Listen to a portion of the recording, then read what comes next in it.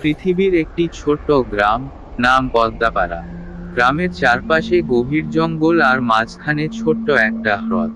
এক রাতে অমাবস্যার অন্ধকারে আকাশে হঠাৎই এক বিচিত্র আলো দেখা গেল। গ্রামে এমন কিছু আগে কখনো দেখা যায়নি। জ্বলজ্বল করা সেই আলো একেবারে গ্রামের ওপরে এসে থেমে যায়। রাতের নিস্তব্ধতা ভেঙে গ্রামের মানুষজন জেগে উঠে আতঙ্কে। শুভ, গ্রামের এক সাহসী যুবক, তার বন্ধুদের নিয়ে ঘটনা খতিয়ে দেখতে বের হয়। চারদিকে ঝোপঝাড় আর অন্ধকার। গ্রামের মানুষ বলাবলি করছিল, এটা কি ঈশ্বরের ক্রোধ, না কোনো অশুভ শক্তির আগমন। হঠাৎ করেই গ্রামের পুরনো বটগাছের কাছ থেকে একটা ভয়ানক আওয়াজ ভেসে আসে। শুভ তার বন্ধুদের নিয়ে সেখানে পৌঁছায়। তারা দেখে গাছের নিচে মাটি ফেটে গেছে, যেন ভেতর থেকে কেউ বা কিছু বেরিয়ে এসেছে। গাছের চারপাশে অদ্ভুত এক ধরনের ছায়া ঘুরছে। এটা ভূত নাকি অন্য কিছু? কাপা গলায় জিজ্ঞাসা করে পলাশ, শুভর বন্ধু। শুভ কিছু বলার আগেই তাদের সামনে একটি অদ্ভুত দৃশ্য ভেসে ওঠে। কালো ধোঁয়ার ভেতর থেকে একটি ছায়ামূর্তি ধীরে ধীরে স্পষ্ট হয়। সেটি মানুষের মতো, কিন্তু চোখগুলো সবুজ, হাতের আঙ্গুলগুলো লম্বা আর অস্বাভাবিক। শুভ এক মুহূর্তে বুঝে যায়, এ কোনো মানুষ নয়। অবস্থা বেগতিক দেখে তারা পালানোর চেষ্টা করে, কিন্তু ছায়াটি যেন তাদের থামিয়ে দেওয়ার জন্যই চারপাশে ঘনীভূত হতে থাকে। এদিকে গ্রামের প্রবীণ সাধু বাবা বলেন, এটি কোনো ভূত নয়, এটি এলিয়েন। হয়তো পৃথিবীতে ধ্বংস করার জন্য এসেছে, কিংবা আমাদের কোনো পরীক্ষা নিতে। শুভ এবং তার বন্ধুরা সেদিন রাতে কোনো মতে পালিয়ে বেঁচেছিল। তাদের শরীর ঘামে ভেজা, মাথায় অসংখ্য প্রশ্ন। ছায়ামূর্তির সেই সবুজ চোখ, অদ্ভুত অঙ্গভঙ্গি এবং অজানা শব্দ তাদের মনে গভীর ভয়ের জন্ম দিয়েছিল। তারা গ্রামে ফিরে গিয়ে এই ঘটনা সবাইকে জানায়। পরদিন সকালে গ্রামের মানুষজন বটগাছের নিচে জড়ো হয়। ফাটা মাটি আর পুড়ে যাওয়া ঘাস দেখে সবাই অবাক। সেখানকার মাটি যেন আঙুল দিয়ে কেউ খুঁড়ে দিয়েছে।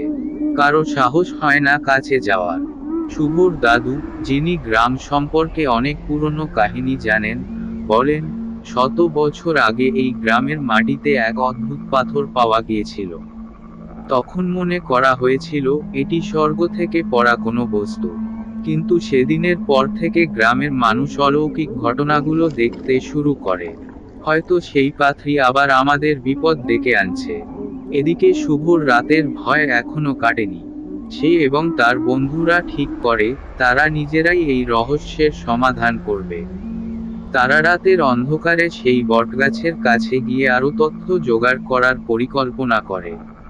রাত গভীর হলে শুভ, পলাশ, নীল এবং তার বোন মায়া গাছের দিকে এগিয়ে যায়। সঙ্গে টর্চ আর মোটা দড়ি। চারপাশে নীরবতা, কিন্তু গাছের কাছে পৌঁছানোর পর তারা যে দৃশ্য দেখে, তা তাদের স্তব্ধ করে দেয়। গাছের নিচে এখন আর কোনো ছায়ামূর্তি নেই, বরং সেখানে দেখা যায় এক অদ্ভুত প্রতিচ্ছবি, যেন আয়নার মতো। আয়নার ওপারে এক অন্য জগৎ। সেখানে আকাশ রক্তলাল, মাটি কালো, এবং আকাশে উড়ছে অদ্ভুত প্রাণীরা। শুভ আয়নার সামনে দাঁড়িয়ে ফিসফিসিয়ে বলে, এটা কি কোনো নতুন জগৎ? মায়া ভয় কেঁপে ওঠে। আমরা এখান থেকে পালাই শুভদা, এটা ভালো কিছু নয়। কিন্তু পলাশের কৌতূহল তাকে থামাতে পারে না। সে আয়নার সামনে হাত বাড়ায়। তার হাত স্পর্শ করতেই আয়নার ওপর ঢেউ খেলে যায়, আর সে মুহূর্তেই একটা আকর্ষণে ভিতরে ঢুকে পড়ে। পলাশের আর্তনাদ শুনে সবাই দৌড়ে পালাতে চায়, কিন্তু আয়নার ওপার থেকে এক জোরালো শব্দ ভেসে আসে, তোমাদেরকে দেখে নেওয়া হবে। শুভ ভয় কাঁপতে কাঁপতে পলাশকে টেনে বের করার চেষ্টা করে, কিন্তু সেই মুহূর্তে আয়না অদৃশ্য হয়ে যায়। আর পলাশ যেন মাটির সঙ্গে মিশে গেছে। পলাশের নিখোঁজ হওয়ার পর পুরো গ্রামে যেন শোকের ছায়া নেমে আসে। শুভ এবং তার বন্ধুরা একদিকে ভয়, অন্যদিকে অপরাধবোধে পুড়তে থাকে। মায়া কাঁদতে কাঁদতে বলে, আমরা কেন সেই রাতে ওখানে গেলাম? পলাশকে তো আমরা বাঁচাতে পারলাম না। শুভ, যার মনে ছিল পলাশকে বাঁচানোর সংকল্প, ঠিক করে সে এর শেষ না দেখে থামবে না। কিন্তু কিভাবে শুরু করবে, সেটাই বড় প্রশ্ন। এদিকে গ্রামে আরো অদ্ভুত ঘটনা ঘটতে থাকে। গভীর রাতে গ্রামের কুকুরগুলো অস্বাভাবিকভাবে চিৎকার করে ওঠে। হ্রদের পাশে থাকা মাছগুলো হঠাৎ করে মরে ভেসে ওঠে। গ্রামের বাতাস ভারী হয়ে আসে, যেন কোনো অদৃশ্য শক্তি চারপাশে ঘুরছে। একদিন রাতের বেলা শুভ তার দাদুর পুরনো বইগুলোর মধ্যে খুঁজতে গিয়ে একটি পাণ্ডুলিপি পায়। সেখানে লেখা ছিল, গ্রেটার দ্যান, যখন আকাশে আগুনের আলো দেখা যাবে, তখন জানবে অন্য জগতের পথ খুলে গেছে। সেই পথ দিয়ে পৃথিবীতে আগন্তুকরা আসবে, আর নিয়ে যাবে যা তারা চায়। তাদের থামানোর একমাত্র উপায় হলো সেই প্রাচীন পাথর, যা এই গ্রামের মাটির গভীরে লুকানো আছে। শুভ পাণ্ডুলিপিটি পড়ে ভয় এবং উত্তেজনায় ভরে যায়। সে ঠিক করে, তাকে সেই পাথর খুঁজে বের করতেই হবে। অন্যদিকে পলাশের জগৎ। পলাশ ঘুম থেকে উঠে দেখে, সে এক সম্পূর্ণ ভিন্ন জায়গায় এসে পড়েছে। আকাশ রক্তলাল, চারদিকে অদ্ভুত সব গাছ, আর সেই গাছগুলো থেকে বের হচ্ছে আলোর রেখা। পলাশ ভয় পেয়ে চিৎকার করে, কিন্তু কোনো উত্তর পায় না। কিছুক্ষণ হাঁটার পর সে দেখতে পায় একটি বিশাল ধাতব কাঠামো, যা আকাশ পর্যন্ত উঠে গেছে। কাঠামোটির চারপাশে ঘুরছে এক ধরনের প্রাণী, যাদের দেহ ধাতুর মতো চকচকে। হঠাৎ একটি বিশাল এলিয়েন প্রাণী পলাশের সামনে এসে দাঁড়ায়। সেটি দেখতে মানুষের মতো, কিন্তু উচ্চতায় প্রায় 10 ফুট। তার চোখগুলো সম্পূর্ণ সাদা, মুখ থেকে বের হচ্ছে এক ধরনের ফিসফিস আওয়াজ। পলাশ ভয় পেয়ে পিছু হাঁটে। কিন্তু প্রাণীটি বলে ওঠে, তুমি এখানে এসেছো আমাদের ইচ্ছার বাইরে। কিন্তু তোমার মধ্যে এক বিশেষ ক্ষমতা আছে, যা আমাদের প্রয়োজন।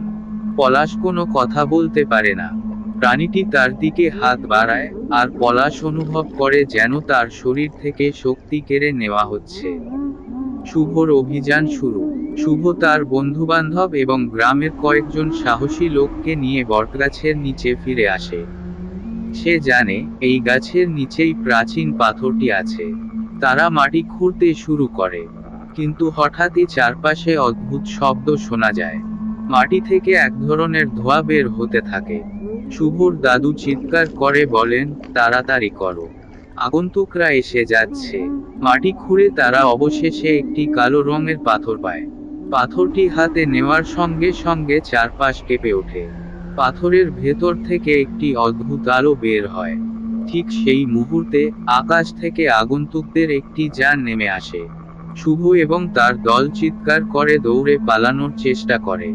কিন্তু যানটি থেকে আলোর রশ্মি তাদের ঘিরে ফেলে। বটগাছের নিচে কালো পাথরটি হাতে নিয়ে শুভ অনুভব করছিল এক ধরনের অদ্ভুত শক্তি। তার মনে হচ্ছিল, এই পাথরই তাদের রক্ষা করতে পারে। কিন্তু ঠিক তখনই আকাশ থেকে নামা বিশাল যানটি তাদের চারপাশে আলো দিয়ে ঘিরে ফেলে। সেই আলো এতটাই শক্তিশালী যে সবাই এক জায়গায় জমে দাঁড়িয়ে যায়। যানটি থেকে বেরিয়ে আসে আগন্তুকদের দল। তাদের দেহ চকচকে ধাতুর মতো, আর চোখগুলো সবুজা। তাদের মধ্যে সবচেয়ে বড়টি সামনে এসে দাঁড়ায়। সে বলল এক গভীর আওয়াজে, তোমরা আমাদের কাজের মধ্যে হস্তক্ষেপ করছো। এই পাথর আমাদের। এটি আমাদের শক্তি। পাথরটি ফেরত দাও, নইলে তোমাদের গ্রাম ধ্বংস করে দেওয়া হবে। পলাশের আবিষ্কার। অন্যদিকে পলাশকে এলিয়েনদের জগতে এক ধরনের বন্দী করে রাখা হয়েছিল। সে ধাতব কাঠামোর ভেতর ঘুরতে ঘুরতে একটি ঘরে প্রবেশ করে, যেখানে আরো অনেক অদ্ভুত পাথর রাখা ছিল। পলাশ বুঝতে পারে, এগুলোই এলিয়েনদের শক্তির উৎস। কিন্তু তার চোখ আটকে যায় একটি বিশেষ পাথরে, যা কালো পাথরের মতো দেখতে। পলাশ ধীরে ধীরে সেটির কাছে যায়। সে পাথরটি ছুঁতেই তার মনে হয়, এটি যেন তার সঙ্গে কথা বলছে। পাথরটি বলে, তুমি পৃথিবীর সন্তান। এই পাথর তোমাদের পূর্বপুরুষদের তৈরি। এটি তোমাদের রক্ষা করবে। পলাশ পাথরটি হাতে নিয়ে অনুভব করে, সে যেন এক বিশাল শক্তি অর্জন করেছে। সে ঠিক করে, তাকে এই শক্তি ব্যবহার করে পৃথিবীতে ফিরে যেতে হবে এবং এলিয়েনদের মোকাবিলা করতে হবে। গ্রামে ফিরে যাওয়া। পলাশের শক্তি এতটাই বৃদ্ধি পায় যে সে একটি ছোট্ট আলোকরশ্মি তৈরি করতে পারে। সেই শক্তি ব্যবহার করে সে ধাতব কাঠামোর মধ্যে একটি ফাটল সৃষ্টি করে এবং পৃথিবীর পথে ফিরে আসার পথ খুঁজে পায়। গ্রামে ফিরে এসে পলাশ দেখে শুভ এবং তার দল বিপদে রয়েছে। এলিয়েনরা পাথরটি কেড়ে নেওয়ার জন্য তাদের আক্রমণ করতে শুরু করেছে। শুভর হাতে থাকা কালো পাথরটি আলো ছড়াচ্ছে, কিন্তু সে জানে না কিভাবে এটি ব্যবহার করতে হবে। পলাশ চিৎকার করে বলে, শুভ, পাথরটি তোমার হৃদয়ের শক্তি দিয়ে চালাও। এটা আমাদের অস্ত্র। চূড়ান্ত লড়াই। শুভ পলাশের কথা শুনে কালো পাথরের দিকে মনোযোগ দেয়। সে তার সব সাহস আর ক্রোধ একত্র করে পাথরের দিকে তাকায়। হঠাৎ পাথরটি থেকে এক তীব্র আলোর বিস্ফোরণ ঘটে। সেই আলো এলিয়েনদের যানটিকে ভেদ করে, তাদের শক্তিকে দুর্বল করে দেয়। এদিকে পলাশ তার নিজের শক্তি ব্যবহার করে এলিয়েনদের দলকে আটকে ফেলে। সে কালো পাথরটির সঙ্গে পাওয়া পাথরটিকে একত্র করে একটি বিশাল রশ্মি তৈরি করে, যা আকাশের দিকে ছুটে যায়। সেই রশ্মি আঘাত করার সঙ্গে সঙ্গে এলিয়েনদের যানটি ধ্বংস হয়ে যায়। অন্তিম মুহূর্ত। যানটি ধ্বংস হওয়ার পর এলিয়েনরা নিঃশব্দে একে একে অদৃশ্য হয়ে যায়। পলাশ এবং শুভ অবশেষে গ্রামকে বাঁচাতে সক্ষম হয়। কিন্তু শুভর দাদু তাদের জানায়, তোমরা আজ বেঁচে গিয়েছ, কিন্তু এই পাথরকে চিরতরে লুকিয়ে রাখতে হবে, নইলে তারা আবার আসবে। গ্রামের সবাই মিলে পাথরটিকে হ্রদের গভীরে চিরতরে ডুবিয়ে দেয়। গল্প শেষ হয় শুভ এবং পলাশের এক গভীর উপলব্ধিতে, মানুষের সাহস এবং ঐক্যই সবসময় যে কোনো অশুভ শক্তিকে পরাজিত করতে পারে। ধন্যবাদ। এমন আরও গল্প পেতে আমাদের চ্যানেলটি সাবস্ক্রাইব করে সাথে থাকুন।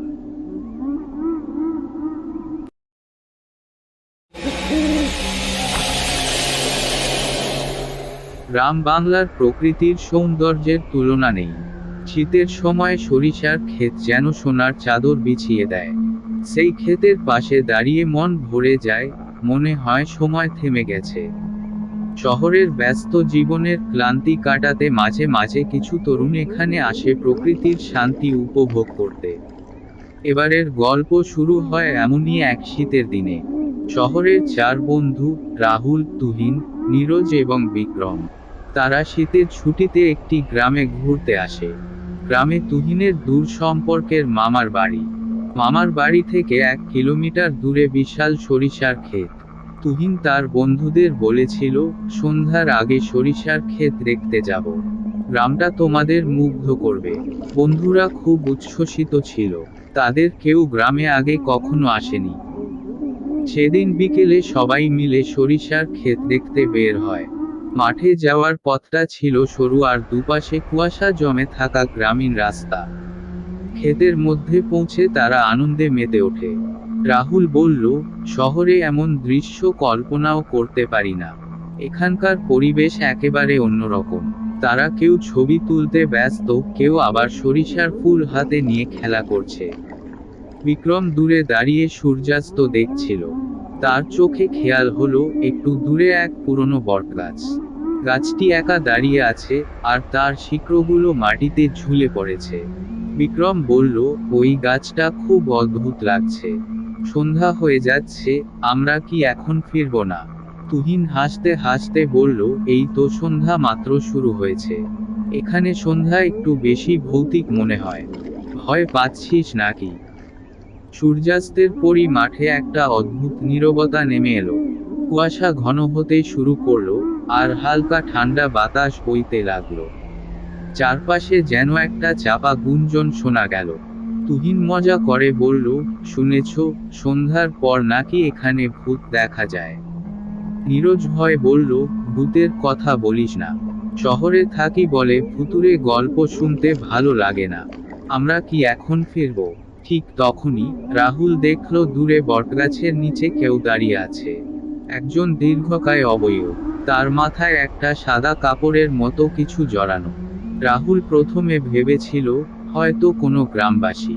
কিন্তু ভালো করে দেখার চেষ্টা করতেই অবয়বটি হঠাৎ অদৃশ্য হয়ে গেল। রাহুল চিৎকার করে বলল, তোমরা কেউ ওই গাছটার দিকে দেখেছ?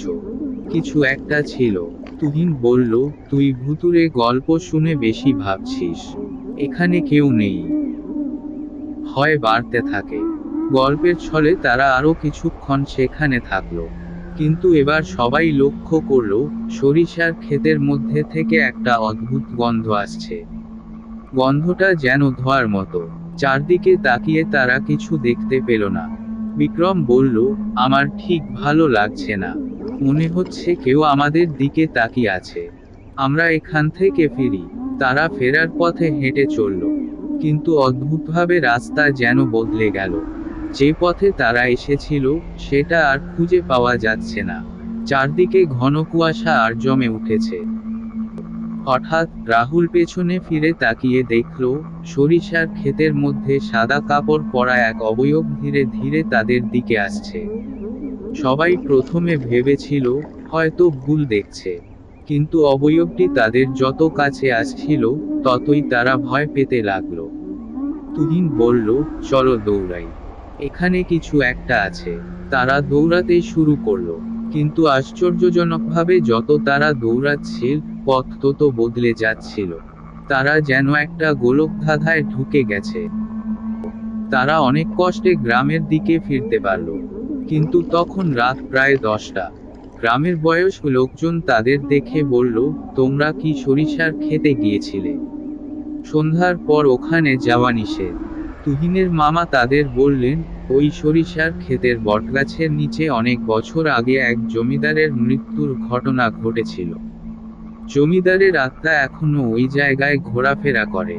সন্ধ্যার পর সেখানে কেউ গেলে, সে আর সহজে ফেরে না। পরদিন রাতে তুহিন আর তার বন্ধুরা ঠিক করলো, রহস্য সমাধান করবে। তারা ওঝার কাছ থেকে কিছু মন্ত্র আর তাবিজ নিয়ে সরিষার ক্ষেতের দিকে গেল। ওঝা বলেছিল, ভয় পেলেও তোমরা পিছপা হবে না। ওটা আত্মা, কিন্তু তোমাদের ক্ষতি করতে পারবে না, যদি সাহস দেখাও। ক্ষেতের কাছে পৌঁছে তারা আবার সেই সাদা অবয়ব দেখল। এবার তারা সাহস করে এগিয়ে গেল। অবয়বটি ক্রমশ ভেসে উঠল আর তার কণ্ঠে এক করুণ সুর শোনা গেল, আমাকে মুক্তি দাও। ওঝার শিখিয়ে দেওয়া মন্ত্র পাঠ করল। ধীরে ধীরে সাদা অবয়বটি কুয়াশায় মিশে যেতে লাগল। শেষে চারপাশে এক প্রশান্তি নেমে এলো। এ ঘটনার পর গ্রামের মানুষ জানল, জমিদারের আত্মা মুক্তি পেয়েছে। আর কেউ সরিষার ক্ষেতের কাছে অদ্ভুত কিছু দেখেনি। তুহিন আর তার বন্ধুরা এক অভিজ্ঞতা নিয়ে শহরে ফিরে গেল।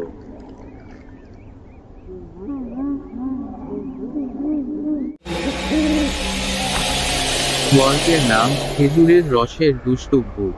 অধ্যায় 1, কৃষকের জীবন এবং রহস্যময়ী ঘটনা। শীতের সময় গ্রামে যেন উৎসবের আমেজ।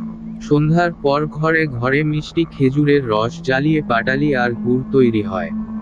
মাধব কৃষক, যিনি তার জীবিকা নির্বাহ করেন খেজুর গাছ থেকে রস সংগ্রহ করে। তার দিন শুরু হয় ভোরবেলায়, যখন সবাই ঘুমিয়ে থাকে। গাছের মাথায় উঠে তিনি রসের হাঁড়ি খুলে নিচে নামিয়ে আনেন। এই কাজ তার রোজকার অভ্যাস। তবে গত কয়েক দিন ধরে মাধবের মনে এক অদ্ভুত কষ্ট দানা বেঁধেছে। প্রতিদিন সকালে তার সংগ্রহ করা রস প্রায় অর্ধেক বা পুরোপুরি ফাঁকা পাওয়া যায়। প্রথমে তিনি ভেবেছিলেন হয়তো কোনো পাখি বা বাদুড় এসে রস খেয়ে যাচ্ছে। কিন্তু রসের এতটা ক্ষতি পাখি করতে পারে না, এটা বুঝতে তার বেশি সময় লাগেনি। মাধব ঠিক করলেন, এই রহস্য সমাধান করতে হবে। তিনি গভীর রাতে উঠবেন এবং নিজের গাছ পাহারা দেবেন। এদিন রাত ছিল প্রচণ্ড ঠান্ডা। চারপাশে কুয়াশা জমে গেছে, আর মাধব একটা মোটা চাদর গায়ে জড়িয়ে গাছের নিচে বসে রইলেন।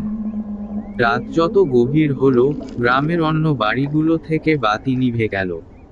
চারদিকে নীরবতা নেমে এলো। মাধবের চোখ ধীরে ধীরে বন্ধ হয়ে আসছিল। হঠাৎ একটা শব্দ শুনে তিনি চমকে উঠলেন।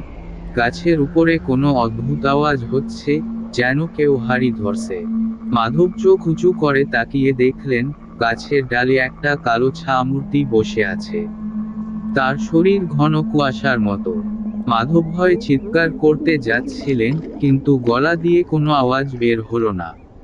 ছামূর্তিটি হাঁড়ির ঢাকনা খুলে রস চুরি করে খাচ্ছিল। কিছুক্ষণ পর সেটি মাটির দিকে তাকিয়ে হেসে বলল, তোমার রস খুব মিষ্টি, আমি এর স্বাদ ছাড়া থাকতে পারি না। পরের দিন সকালে মাধব ঘটনাটি গ্রামের লোকদের বললেন। কেউ বিশ্বাস করলো, কেউ হাসলো। একজন বৃদ্ধ তাকে বললেন, মাধব, এই গাছগুলোর নিচে পুরনো আত্মারা থাকে, তারা মানুষের সাথে দুষ্টুমি করে, তুমি সাবধানে থাকো। মাধব ভয় পেয়ে গেলেন। তিনি ভাবলেন, এখন কি তার রসের ব্যবসা বন্ধ করে দিতে হবে। তিনি ঠিক করলেন, ভূতের সাথে সরাসরি কথা বলতে হবে। পরের রাতে তিনি আবার অপেক্ষা করলেন। এবার ছামূর্তি তার কাছে নেমে এলো। মাধব জিজ্ঞেস করলেন, তুমি কে? তুমি কেন আমার এত ক্ষতি করছো? ভূতটি বলল, আমার নাম কানু, আমি বহু বছর আগে এই গ্রামেরই লোক ছিলাম, তবে মানুষের অত্যাচারে এখানে মরে গিয়ে আত্মা হয়ে গেছি। তোমার রসের গন্ধ আমাকে শান্তি দেয়। আমি তোমার ক্ষতি করতে চাই না, কিন্তু আমি আমার লোভ সামলাতে পারি না। মাধব এবার গ্রামের একজন ওঝার কাছে গেলেন। ওঝা তাকে বললেন, এই ভূতটি দুষ্টু হলেও সে খুব শক্তিশালী নয়, তাকে সরাতে হলে তার মন জয় করতে হবে। তবে তুমি তার সাথে খেলতে গেলে তোমাকেও প্রস্তুত থাকতে হবে। ওঝা মাধবকে কিছু মন্ত্র এবং পুজোর সামগ্রী দিলেন।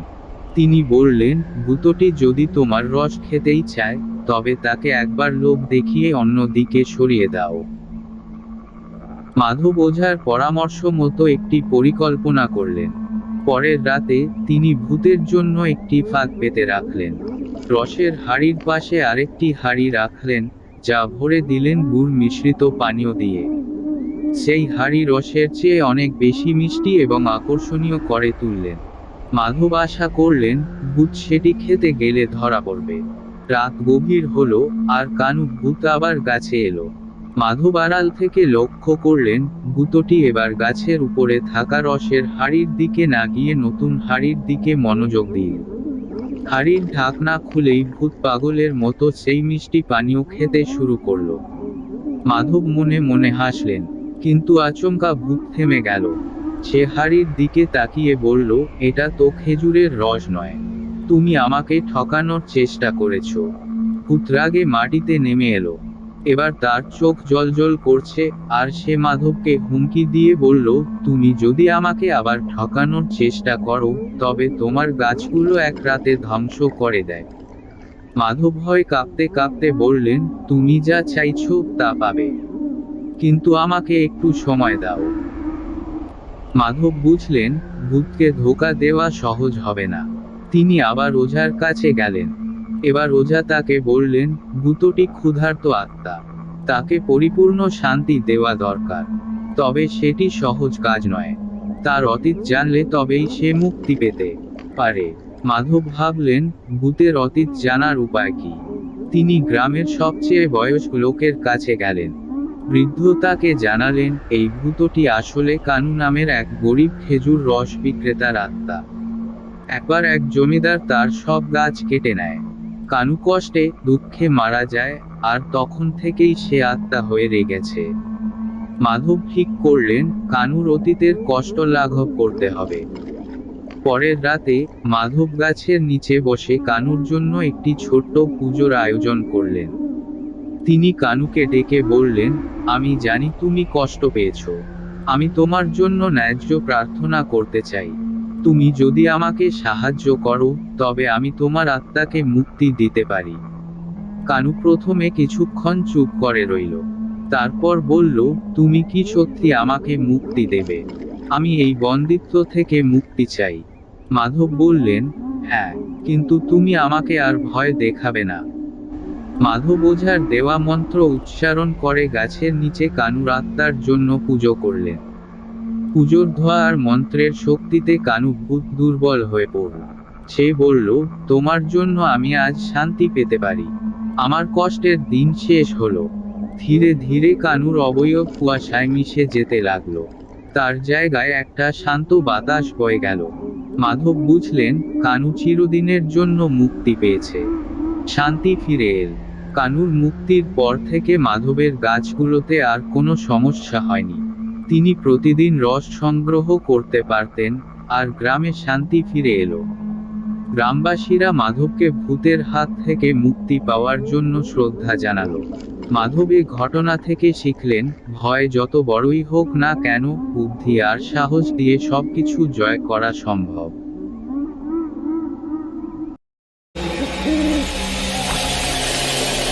বাংলার এক কোণে ছিল ছোট্ট একটি গ্রাম, কান্দারপুর। চারপাশে গভীর বন, মাঝখান দিয়ে বয়ে গেছে একটি সরু নদী। গ্রামটি নিরিবিলি হলেও অদ্ভুত এক গুঞ্জন ছিল সেখানে। গ্রামটি অভিশপ্ত। দিনের বেলা সব স্বাভাবিক মনে হলেও সন্ধ্যা নামার পর ভয় আর আতঙ্কের চাদরে ঢেকে যেত কান্দারপুর। কারো সাহস হতো না রাতে বাইরে বেরোনো। এই গ্রামের পাশেই ছিল এক পরিত্যক্ত জমিদার বাড়ি। বিশাল, ধ্বংসপ্রায় এই বাড়িটি গ্রামবাসীর কাছে কালো বাড়ি নামে পরিচিত। অনেকেই বলতো, সেখানে রাত হলেই অদ্ভুত কান্না, ফিসফিসানি আর শিকল টানার শব্দ শোনা যায়। কেউ কেউ দাবি করত, সাদা শাড়ি পরা এক নারীকে বাড়িটির বারান্দায় ঘুরে বেড়াতে দেখেছে। গল্পের শুরু। একদিন শহর থেকে 5 জন বন্ধুর একটি দল গ্রামে আসে। তারা ভূত প্রেতের গল্প শুনে খুবই উত্তেজিত। তাদের মধ্যে বিশেষ করে রাজীব, যে এসব ভূত প্রেতের গল্পকে একেবারেই অবাস্তব মনে করত। রাজীব বলল, গ্রামবাসীর কুসংস্কার ছাড়া কিছুই নয়। চলো, কালো বাড়িতে রাতে গিয়ে থেকে দেখি। প্রথমে অন্যরা রাজি ছিল না। তবে রাজীবের বারবার চ্যালেঞ্জ ছোড়ায় সবাই শেষমেশ রাজি হয়ে যায়। তারা ঠিক করে, পূর্ণিমার রাতে কালো বাড়িতে থাকবে এবং প্রমাণ করবে যে এসব কিছুই মিথ্যে। রাতের কালো বাড়ি। পূর্ণিমার রাতে তারা সবাই একত্রিত হয়ে কালো বাড়ির দিকে রওনা দেয়। গ্রামের বয়স্করা তাদের অনেক বোঝায়, ওই বাড়িতে যেও না। যারা সেখানে গিয়েছে, তারা আর ফিরে আসেনি। কিন্তু তারা কারো কথায় কান দেয়নি। কালো বাড়িতে পৌঁছালে দেখা গেল, বাড়িটি সম্পূর্ণ নির্জন। ভাঙা দরজা, জানালা আর ধ্বংস হয়ে যাওয়া ছাদ দেখে বোঝাই যায়, বহু বছর ধরে এখানে কেউ থাকেনি। বাড়ির ভেতরে ঢুকতেই চারপাশ থেকে এক অদ্ভুত গন্ধ আসে, পুরনো ধুলো, স্যাঁতস্যাঁতে দেওয়াল আর যেন কিছু পোড়া গন্ধ। তারা লণ্ঠন জ্বালিয়ে ঘরের ভেতরে বসে গল্প করতে শুরু করে। একসময় নিশি বলে ওঠে, কানে শোনো, কেউ কি যেন হাঁটছে। সবাই চুপ হয়ে যায়। সত্যিই মেঝের ওপরে খসখস শব্দ শোনা যায়। রাজীব মুচকি হেসে বলে, ইঁদুর হবে। এ নিয়ে এত ভয় পাও কেন? ভয়ের শুরু। আলাপ করতে করতে রাত গভীর হতে থাকে। হঠাৎ করেই ঘরের জানালা নিজে থেকে বন্ধ হয়ে যায়, আর বাতাসে শোনা যায় ফিসফিস শব্দ, তোমরা কেন এখানে এসেছো? চলে যাও। প্রথমে তারা ভেবেছিল কেউ তাদের ভয় দেখানোর চেষ্টা করছে। রাজীব চিৎকার করে বলল, কেউ যদি মজা করে, সামনে এসো। কিন্তু কোনো উত্তর এল না। এর মধ্যেই হঠাৎ ঘরের একটি দেয়াল থেকে পুরনো একটি ছবি মাটিতে পড়ে যায়। ছবিটিতে একটি পরিবার, একজন জমিদার, তার স্ত্রী, আর একটি ছোট মেয়ে। ছবির নিচে লেখা ছিল, রক্ত দিয়ে লেখা অভিশাপ। ভয়ঙ্কর সত্যের উন্মোচন। ভয়ের মধ্যেই তাদের একজন, আরমান, সাহস করে গ্রামবাসীর কাছে শোনা কাহিনীর কথা মনে করল। সে বলল, এই বাড়ির জমিদার অত্যন্ত নিষ্ঠুর ছিল। শোনা যায়, এক রাতে জমিদার তার স্ত্রী আর মেয়েকে নির্মমভাবে হত্যা করে বাগানের পুকুরে ফেলে দেয়। সেই থেকে তাদের আত্মা এখানে ঘুরে বেড়াচ্ছে। তার কথা শেষ হতে না হতেই পেছনের দরজাটি প্রচণ্ড শব্দে খুলে যায়। দরজার পাশে দেখা যায় এক সাদা শাড়ি পরা নারীকে। তার মুখ ছিল অস্পষ্ট, চোখ ছিল শূন্য, আর মাটির ওপরে ভাসছিল সে। ভাগ্য পরীক্ষা। বন্ধুরা ভয়ে চিৎকার করে দৌড়াতে শুরু করে। কিন্তু যতবারই তারা বাড়ি থেকে বের হওয়ার চেষ্টা করে, ততবারই দরজা আর জানালা বন্ধ হয়ে যায়। কেউ যেন তাদের আটকে রাখতে চাইছিল। এরপর হঠাৎ নারীটি চিৎকার করে বলে ওঠে, তোমরা আমার শান্তি নষ্ট করেছ। তোমাদের এখানেই থাকতে হবে। রহস্যের সমাপ্তি। রাজীব কোনোভাবে জানালা দিয়ে বাইরে লাফ দিয়ে পড়ে। সে দ্রুত গ্রামে ফিরে যায়। গ্রামের বয়স্ক লোকেরা তাকে দেখে বলল, তোমার সঙ্গীরা কি ফিরে এসেছে? রাজীব কাঁদতে কাঁদতে জানায়, তারা আর নেই। বাড়িটি অভিশপ্ত। আমরা ভুল করেছিলাম। পরদিন সকালে গ্রামবাসী কালো বাড়িতে গিয়ে দেখে, বাকি 4 জনের মৃতদেহ পড়ে আছে। তাদের চোখ খোলা, আর মুখে চরম আতঙ্কের ছাপ। কান্দারপুরের কালো বাড়ি এখনো সেই অবস্থায় দাঁড়িয়ে আছে, আর সেই রাতের পর কেউ কখনো সেখানে যাওয়ার সাহস করেনি। পূর্ণিমার রাতে আজও বাড়ি থেকে শোনা যায় কান্নার আওয়াজ আর ফিসফিসানি।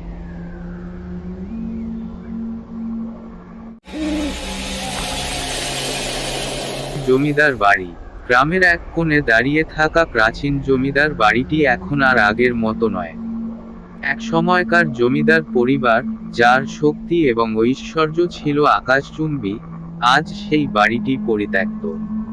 বাড়ির দেয়ালগুলোতে ফাটল ধরেছে, ছাদের ইটপাথর ভেঙে পড়ছে, এবং জানালা দরজাগুলো যেন সারা রাত সিঁড়ি বেয়ে টুলতে থাকে।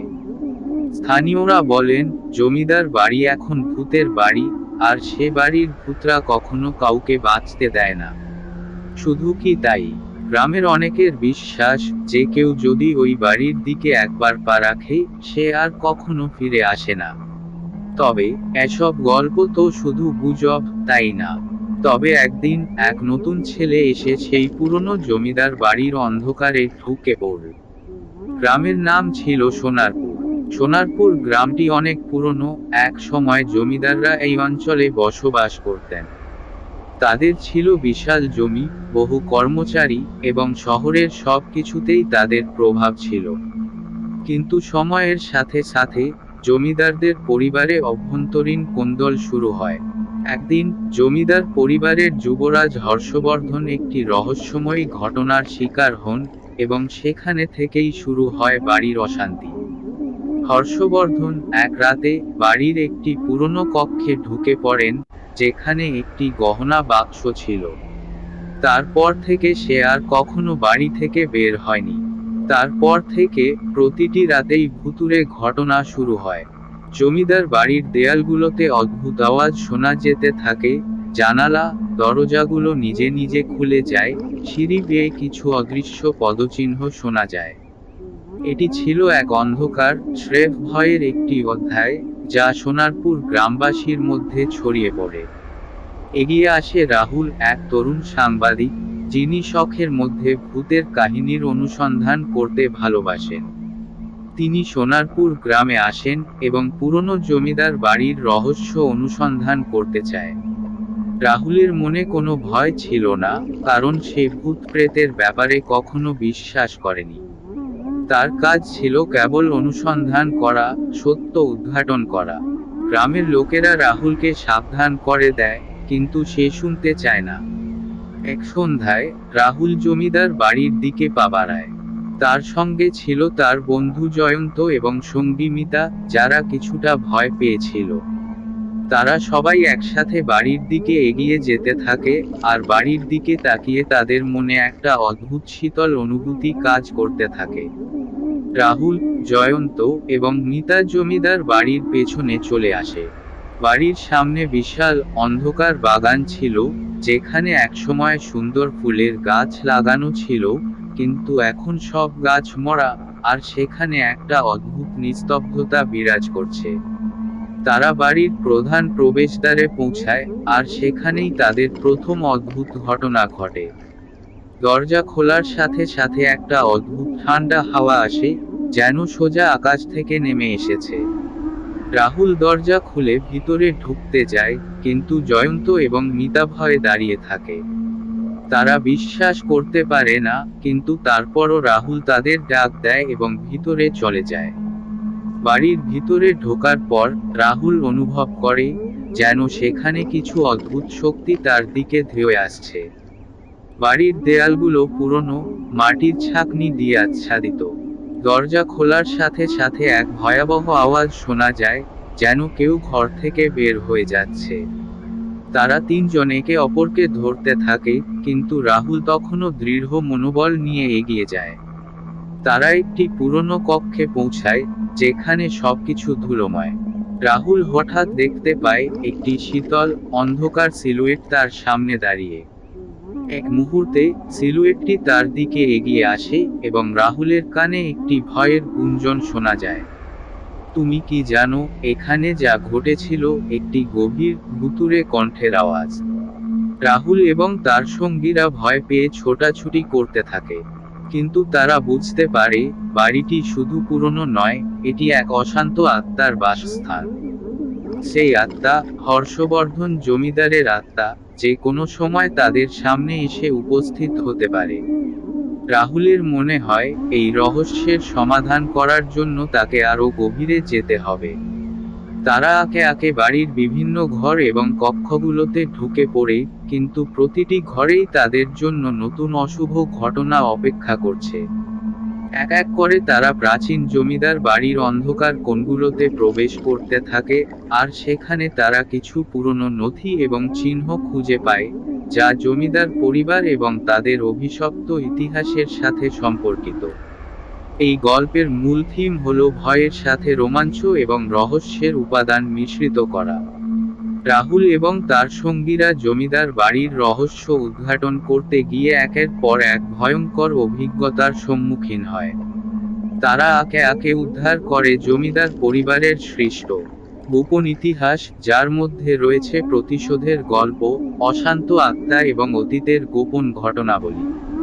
রাহুল এবং তার সঙ্গীরা যখন জমিদার বাড়ির গোপন কক্ষগুলোতে প্রবেশ করতে থাকে, তখন তারা কিছু পুরনো নথিপত্র খুঁজে পায়। নথিপত্রগুলোর মধ্যে তারা একটি অত্যন্ত গুরুত্বপূর্ণ ডায়েরি পায়, যা হর্ষবর্ধন জমিদারের নিজস্ব লেখনী ছিল। ডায়েরিটি পড়ে তারা জানতে পারে, জমিদার পরিবারের ইতিহাসে অন্ধকার দিক ছিল। বাড়ির জমিদার হর্ষবর্ধন যখন অনেক বছর আগে এক রহস্যময় মন্দিরের সন্ধানে বেরিয়েছিলেন, তখন তার সঙ্গে ঘটে অদ্ভুত কিছু ঘটনা।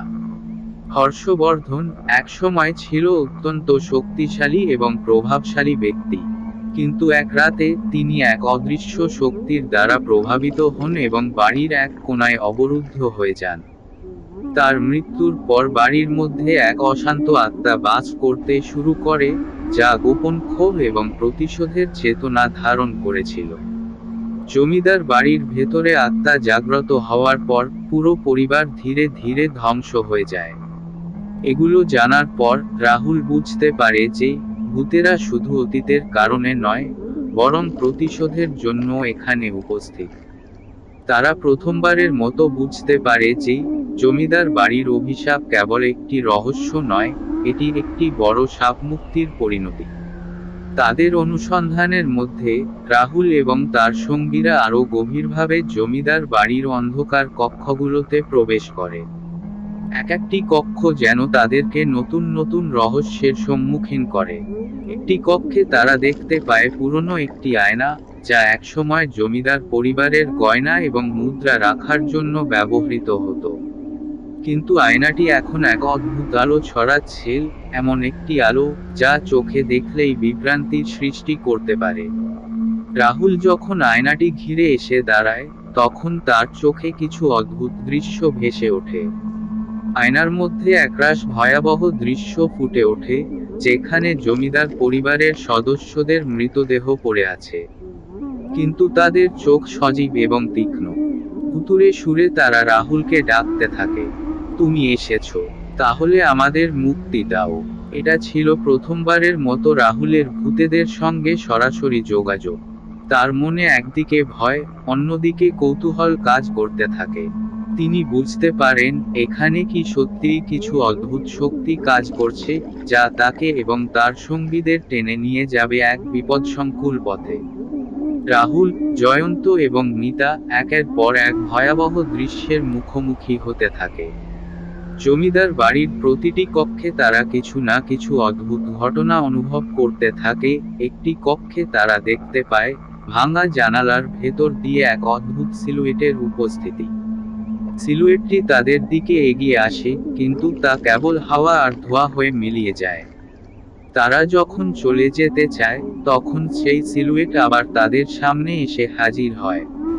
তাদের মনে একটাই প্রশ্ন জেগে ওঠে, এই ভূতেরা কি সত্যিই অতীতের ভুলের প্রতিশোধ নিচ্ছে, নাকি কিছু অন্য কারণে তারা এখানে বিরাজ করছে।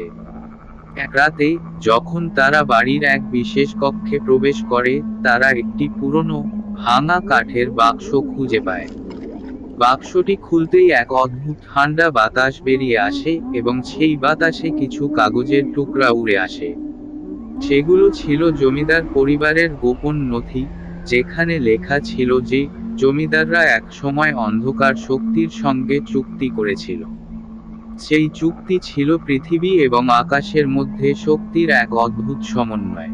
কিছু দিন পর রাহুল এবং তার সঙ্গীরা জমিদার বাড়ির এক গোপন কক্ষে প্রবেশ করে, যেখানে পুরনো প্রতীক এবং মন্দিরের চিহ্ন দেখা যায়। সেখানে তারা দেখতে পায় একটি সিলিংয়ের মধ্যে লুকানো পুরনো এক বই, যার মধ্যে জমিদারের সমস্ত ইতিহাস লিপিবদ্ধ ছিল। বইটি খুলতেই বেরিয়ে আসে এক ভয়ঙ্কর সত্য। জমিদার পরিবারের পূর্বপুরুষরা একসময় অন্ধকার শক্তির সঙ্গে চুক্তি করে, এবং সেই শক্তি তাদের পরিবারকে অমরত্বের আশ্বাস দেয়। তবে সেই চুক্তি ছিল ভয়াবহ, যে কেউ সেই শক্তির বিপরীতে যাবে, তাকে চিরকাল বাঁচিয়ে রাখা হবে ভূতের রূপে। এই তথ্য জানার পর রাহুল এবং তার সঙ্গীরা সিদ্ধান্ত নেয়, তারা এই অভিশাপ থেকে মুক্তি পেতে হবে। কিন্তু তাদের কাছে এক বড় প্রশ্ন থাকে, এই অভিশাপ থেকে মুক্তি পেতে হলে কিভাবে সেই অন্ধকার শক্তির সঙ্গে মোকাবিলা করতে হবে। গল্পের পরবর্তী অংশে রাহুল এবং তার সঙ্গীরা যে পথে এগিয়ে যায়, তা আরও বিপদসংকুল হয়ে ওঠে। তাদের উদ্দেশ্য ছিল একমাত্র এই জমিদার বাড়ির অভিশাপ থেকে মুক্তি পাওয়া। কিন্তু এটি সহজ নয়। তাদের জন্য সামনে একাধিক চ্যালেঞ্জ অপেক্ষা করছে। তারা প্রতিটি ঘরে লুকানো রহস্য সমাধান করতে থাকে, একের পর এক অদ্ভুত শক্তির মুখোমুখি হয়, এবং শেষ পর্যন্ত তারা একটি প্রাচীন মন্দিরের সন্ধান পায়, যেখানে জমিদাররা শক্তির অদ্ভুত চুক্তি করেছিল। এটি ছিল এক ভয়াবহ যুদ্ধ, মানুষের ও ভূতের, জীবিত এবং মৃতদের। রাহুল এবং তার সঙ্গীরা তাদের সাহস ও বুদ্ধিমত্তা ব্যবহার করে সবকিছু ভাঙতে শুরু করে, যাতে চিরকালীন অভিশাপটি শেষ হয়। গল্পের শেষ অংশে রাহুল এবং তার সঙ্গীরা শেষ পর্যন্ত অভিশাপ থেকে মুক্তি পায়। জমিদার বাড়ি, যা একসময় ভয়াবহ এবং অশান্ত ছিল, তা এখন শান্ত হয়ে যায়। কিন্তু এই যাত্রা তাদের জীবনে একটি গভীর ছাপ রেখে যায়, এবং তারা বুঝতে পারে যে ভূত এবং অন্ধকার শক্তির বিপরীতে জিততে হলে সাহস এবং সত্যের প্রতি বিশ্বাস রাখতে হয়। রাহুল, জয়ন্ত এবং মিতা জমিদার বাড়ির অভিশাপ থেকে মুক্তি পেয়ে কিছুটা স্বস্তি পেয়েছিল। জমিদারের আত্মারা, যারা এতদিন ধরে বাড়িটিতে বিরাজ করছিল, তাদের মুক্তি মিলেছে। কিন্তু সেই মুক্তির পর তারা বুঝতে পারে যে তাদের যাত্রা এখানেই শেষ হয়নি। কিছু অজানা শক্তি তাদের অনুসরণ করতে শুরু করেছে। এক অদৃশ্য শক্তির ছায়া যেন তাদের পিছু নেয়। তাদের মনে হয় এখনো কিছু বাকি রয়েছে। রাহুল, জয়ন্ত এবং মিতা একদিন রাতে জমিদার বাড়ির প্রধান কক্ষে বসে নিজেদের পরবর্তী পদক্ষেপ নিয়ে আলোচনা করছিল। আলো নিভিয়ে তারা একে অপরকে তীক্ষ্ণ দৃষ্টিতে তাকাচ্ছিল। আমরা কি নিশ্চিত যে তারা চলে গেছে? মিতা প্রশ্ন করে। তার কণ্ঠে অস্থিরতা ছিল। নিশ্চিত না, রাহুল উত্তর দেয়, এই বাড়ির সঙ্গে সম্পর্কিত অনেক কিছুই এখনো অজানা। এখানে কিছু গভীর রহস্য আছে, যা আমাদের আগে বুঝতে হবে। তাদের সামনে রাখা ছিল জমিদারের পুরনো ডায়েরি, যা তারা আগে পেয়েছিল। রাহুল সেই ডায়েরিটা আবার খুলে দেখে। ডায়েরির কিছু পাতা ছিঁড়ে গেছে, তবে কিছু পাতা এখনো অক্ষত ছিল। রাহুলের চোখে পড়ল একটি বিশেষ অংশ, যেখানে জমিদারের আত্মার শপথের কথা লেখা ছিল। শপথটি ছিল এক ভয়াবহ প্রতিশোধের শপথ, যে কেউ এই বাড়িতে প্রবেশ করবে, তাকে এক অন্ধকার শক্তির বিরুদ্ধে লড়তে হবে, এবং তাকে সেই শক্তির সাথে সম্পর্কিত এক গোপন চুক্তি পূর্ণ করতে হবে। এই শপথের মানে কি? জয়ন্ত হঠাৎ প্রশ্ন করে। বোধহয় আমাদের এখন এই শক্তির মুখোমুখি হতে হবে। যদি আমরা সত্যিই এখানে শান্তি আনতে চাই, তবে আমাদের এই চুক্তি সমাধান করতে হবে, রাহুল চিন্তা করে উত্তর দেয়। তারা জানতো তাদের সামনে এখন একটি নতুন বিপদ অপেক্ষা করছে। তবে তারা যদি এই শক্তির মোকাবিলা করতে চায়, তাহলে তাদের শপথের কথা জানতেই হবে। তারা সেই রাতেই নতুন এক যাত্রা শুরু করার সিদ্ধান্ত নেয়, যাত্রা যা হয়তো তাদের জীবনকে চিরকাল বদলে দিতে পারে। পরবর্তী দিনগুলোতে রাহুল, জয়ন্ত এবং মিতা জমিদার বাড়ির প্রতিটি কোণার খোঁজ নেওয়া শুরু করে। তারা আগের মতোই অদ্ভুত ঘটনা এবং রহস্যের মুখোমুখি হচ্ছিল। তবে আজ তাদের কাছে একটা বিশেষ খবর ছিল। তারা একটি নতুন গোপন কক্ষের কথা জানতে পারে, যা আগে কেউ কখনো খুঁজে পায়নি। বাড়ির একটি পুরনো ভাঙা সিঁড়ি দিয়ে তারা নিচে প্রবেশ করে। সেখানে গিয়ে তারা এক অদ্ভুত দরজা দেখতে পায়, যা আগে কখনো খোলেনি। দরজার সামনে একটি পুরনো তামার তালা ছিল এবং তা খুলতে অনেকটা শক্তি প্রয়োগ করতে হয়েছিল। রাহুল দরজা খুলতেই এক অদ্ভুত গন্ধ বের হয়, এক ধরনের মাটি এবং গাজানো কাগজের গন্ধ। ভিতরে ঢুকে তারা দেখতে পায় একটি পুরনো মন্দিরের মতো কক্ষ, যেখানে দেয়াল জুড়ে পুরনো প্রতীক এবং মন্দিরের চিহ্ন ছিল। এটা কি? পিতা বিস্মিত হয়ে বলে। এটি সম্ভবত সেই জায়গা যেখানে জমিদাররা শক্তির চুক্তি করেছিল, রাহুল উত্তর দেয়। কক্ষে একটি বড় শিলার টুকরা ছিল, যার ওপর একটি প্রাচীন গ্রন্থ রাখা ছিল। রাহুল সেই গ্রন্থটি হাতে নেয় এবং খুলে দেখে। গ্রন্থে লেখা ছিল একটি ভয়ঙ্কর সত্য, যে চুক্তি জমিদাররা করেছিল তা ছিল এক ধরনের অন্ধকার শক্তির সাথে মৈত্রী। সেই শক্তি ছিল এক ভয়ঙ্কর প্রেতাত্মা, যার উদ্দেশ্য ছিল পৃথিবী এবং আকাশের মধ্যে চিরকালীন শাসন প্রতিষ্ঠা করা। এই গ্রন্থে রাহুল আরও জানতে পারে যে চুক্তিটি পূর্ণ করতে গেলে একটি প্রাণের বলি প্রয়োজন হবে। অর্থাৎ রাহুল এবং তার সঙ্গীদের মধ্যে কেউ না কেউ এই চুক্তি পূর্ণ করার জন্য আত্মত্যাগ করতে হবে। রাহুল এবং তার সঙ্গীরা বুঝতে পারে যে তাদের সামনে এখন এক কঠিন সিদ্ধান্ত অপেক্ষা করছে। তারা এই চুক্তি পূর্ণ করতে চাইলে তাদের মধ্যে একজনের জীবন বাজি রাখা হবে। কিন্তু তারা কখনো এভাবে আত্মত্যাগ করতে চায় না। তাই তারা সিদ্ধান্ত নেয়, তারা এই শক্তির বিরুদ্ধে লড়বে এবং চুক্তি ভঙ্গ করবে। তারা জানতো এটি সহজ হবে না। সেই অন্ধকার শক্তি, যে এখনো তাদের মধ্যে অবস্থিত, খুবই শক্তিশালী। কিন্তু তারা আর কোনো বিকল্প দেখতে পাচ্ছিল না। তারা একে অপরকে সাহস দেয় এবং প্রস্তুতি নিতে শুরু করে। রাতের অন্ধকারে জমিদার বাড়ির প্রতিটি কোণ যেন তাদের দিকে তাকিয়েছিল। হঠাৎ কক্ষের মধ্যে একটা তীব্র ঠান্ডা হাওয়া প্রবাহিত হতে থাকে। দেয়ালগুলো সিঁড়ি বেয়ে ধীরে ধীরে নড়ে ওঠে। রাহুল এবং তার সঙ্গীরা বুঝতে পারে অন্ধকার শক্তি তাদের দিকে এগিয়ে আসছে। তারা দ্রুত সেই প্রাচীন মন্দিরের কক্ষে চলে যায়, যেখানে পুরনো চুক্তির কথা লেখা ছিল। সেখানে পৌঁছানোর পর তারা অন্ধকারে লুকানো এক ভয়ঙ্কর সত্তার উপস্থিতি অনুভব করে। সেই সত্তা ছিল জমিদার পরিবারের প্রাচীন শত্রু, যে এখন মৃত হলেও তার আত্মা এখনো জীবিত। তোমরা কেন এসেছো? অন্ধকার শক্তির কণ্ঠে জবাব আসে। আমরা তোমার চুক্তি ভাঙতে এসেছি, রাহুল দৃঢ় কণ্ঠে উত্তর দেয়। শক্তির সত্তা হাসে, তুমি কি জানো এই চুক্তি ভাঙতে গেলে তোমাদের জীবনের মূল্য দিতে হবে।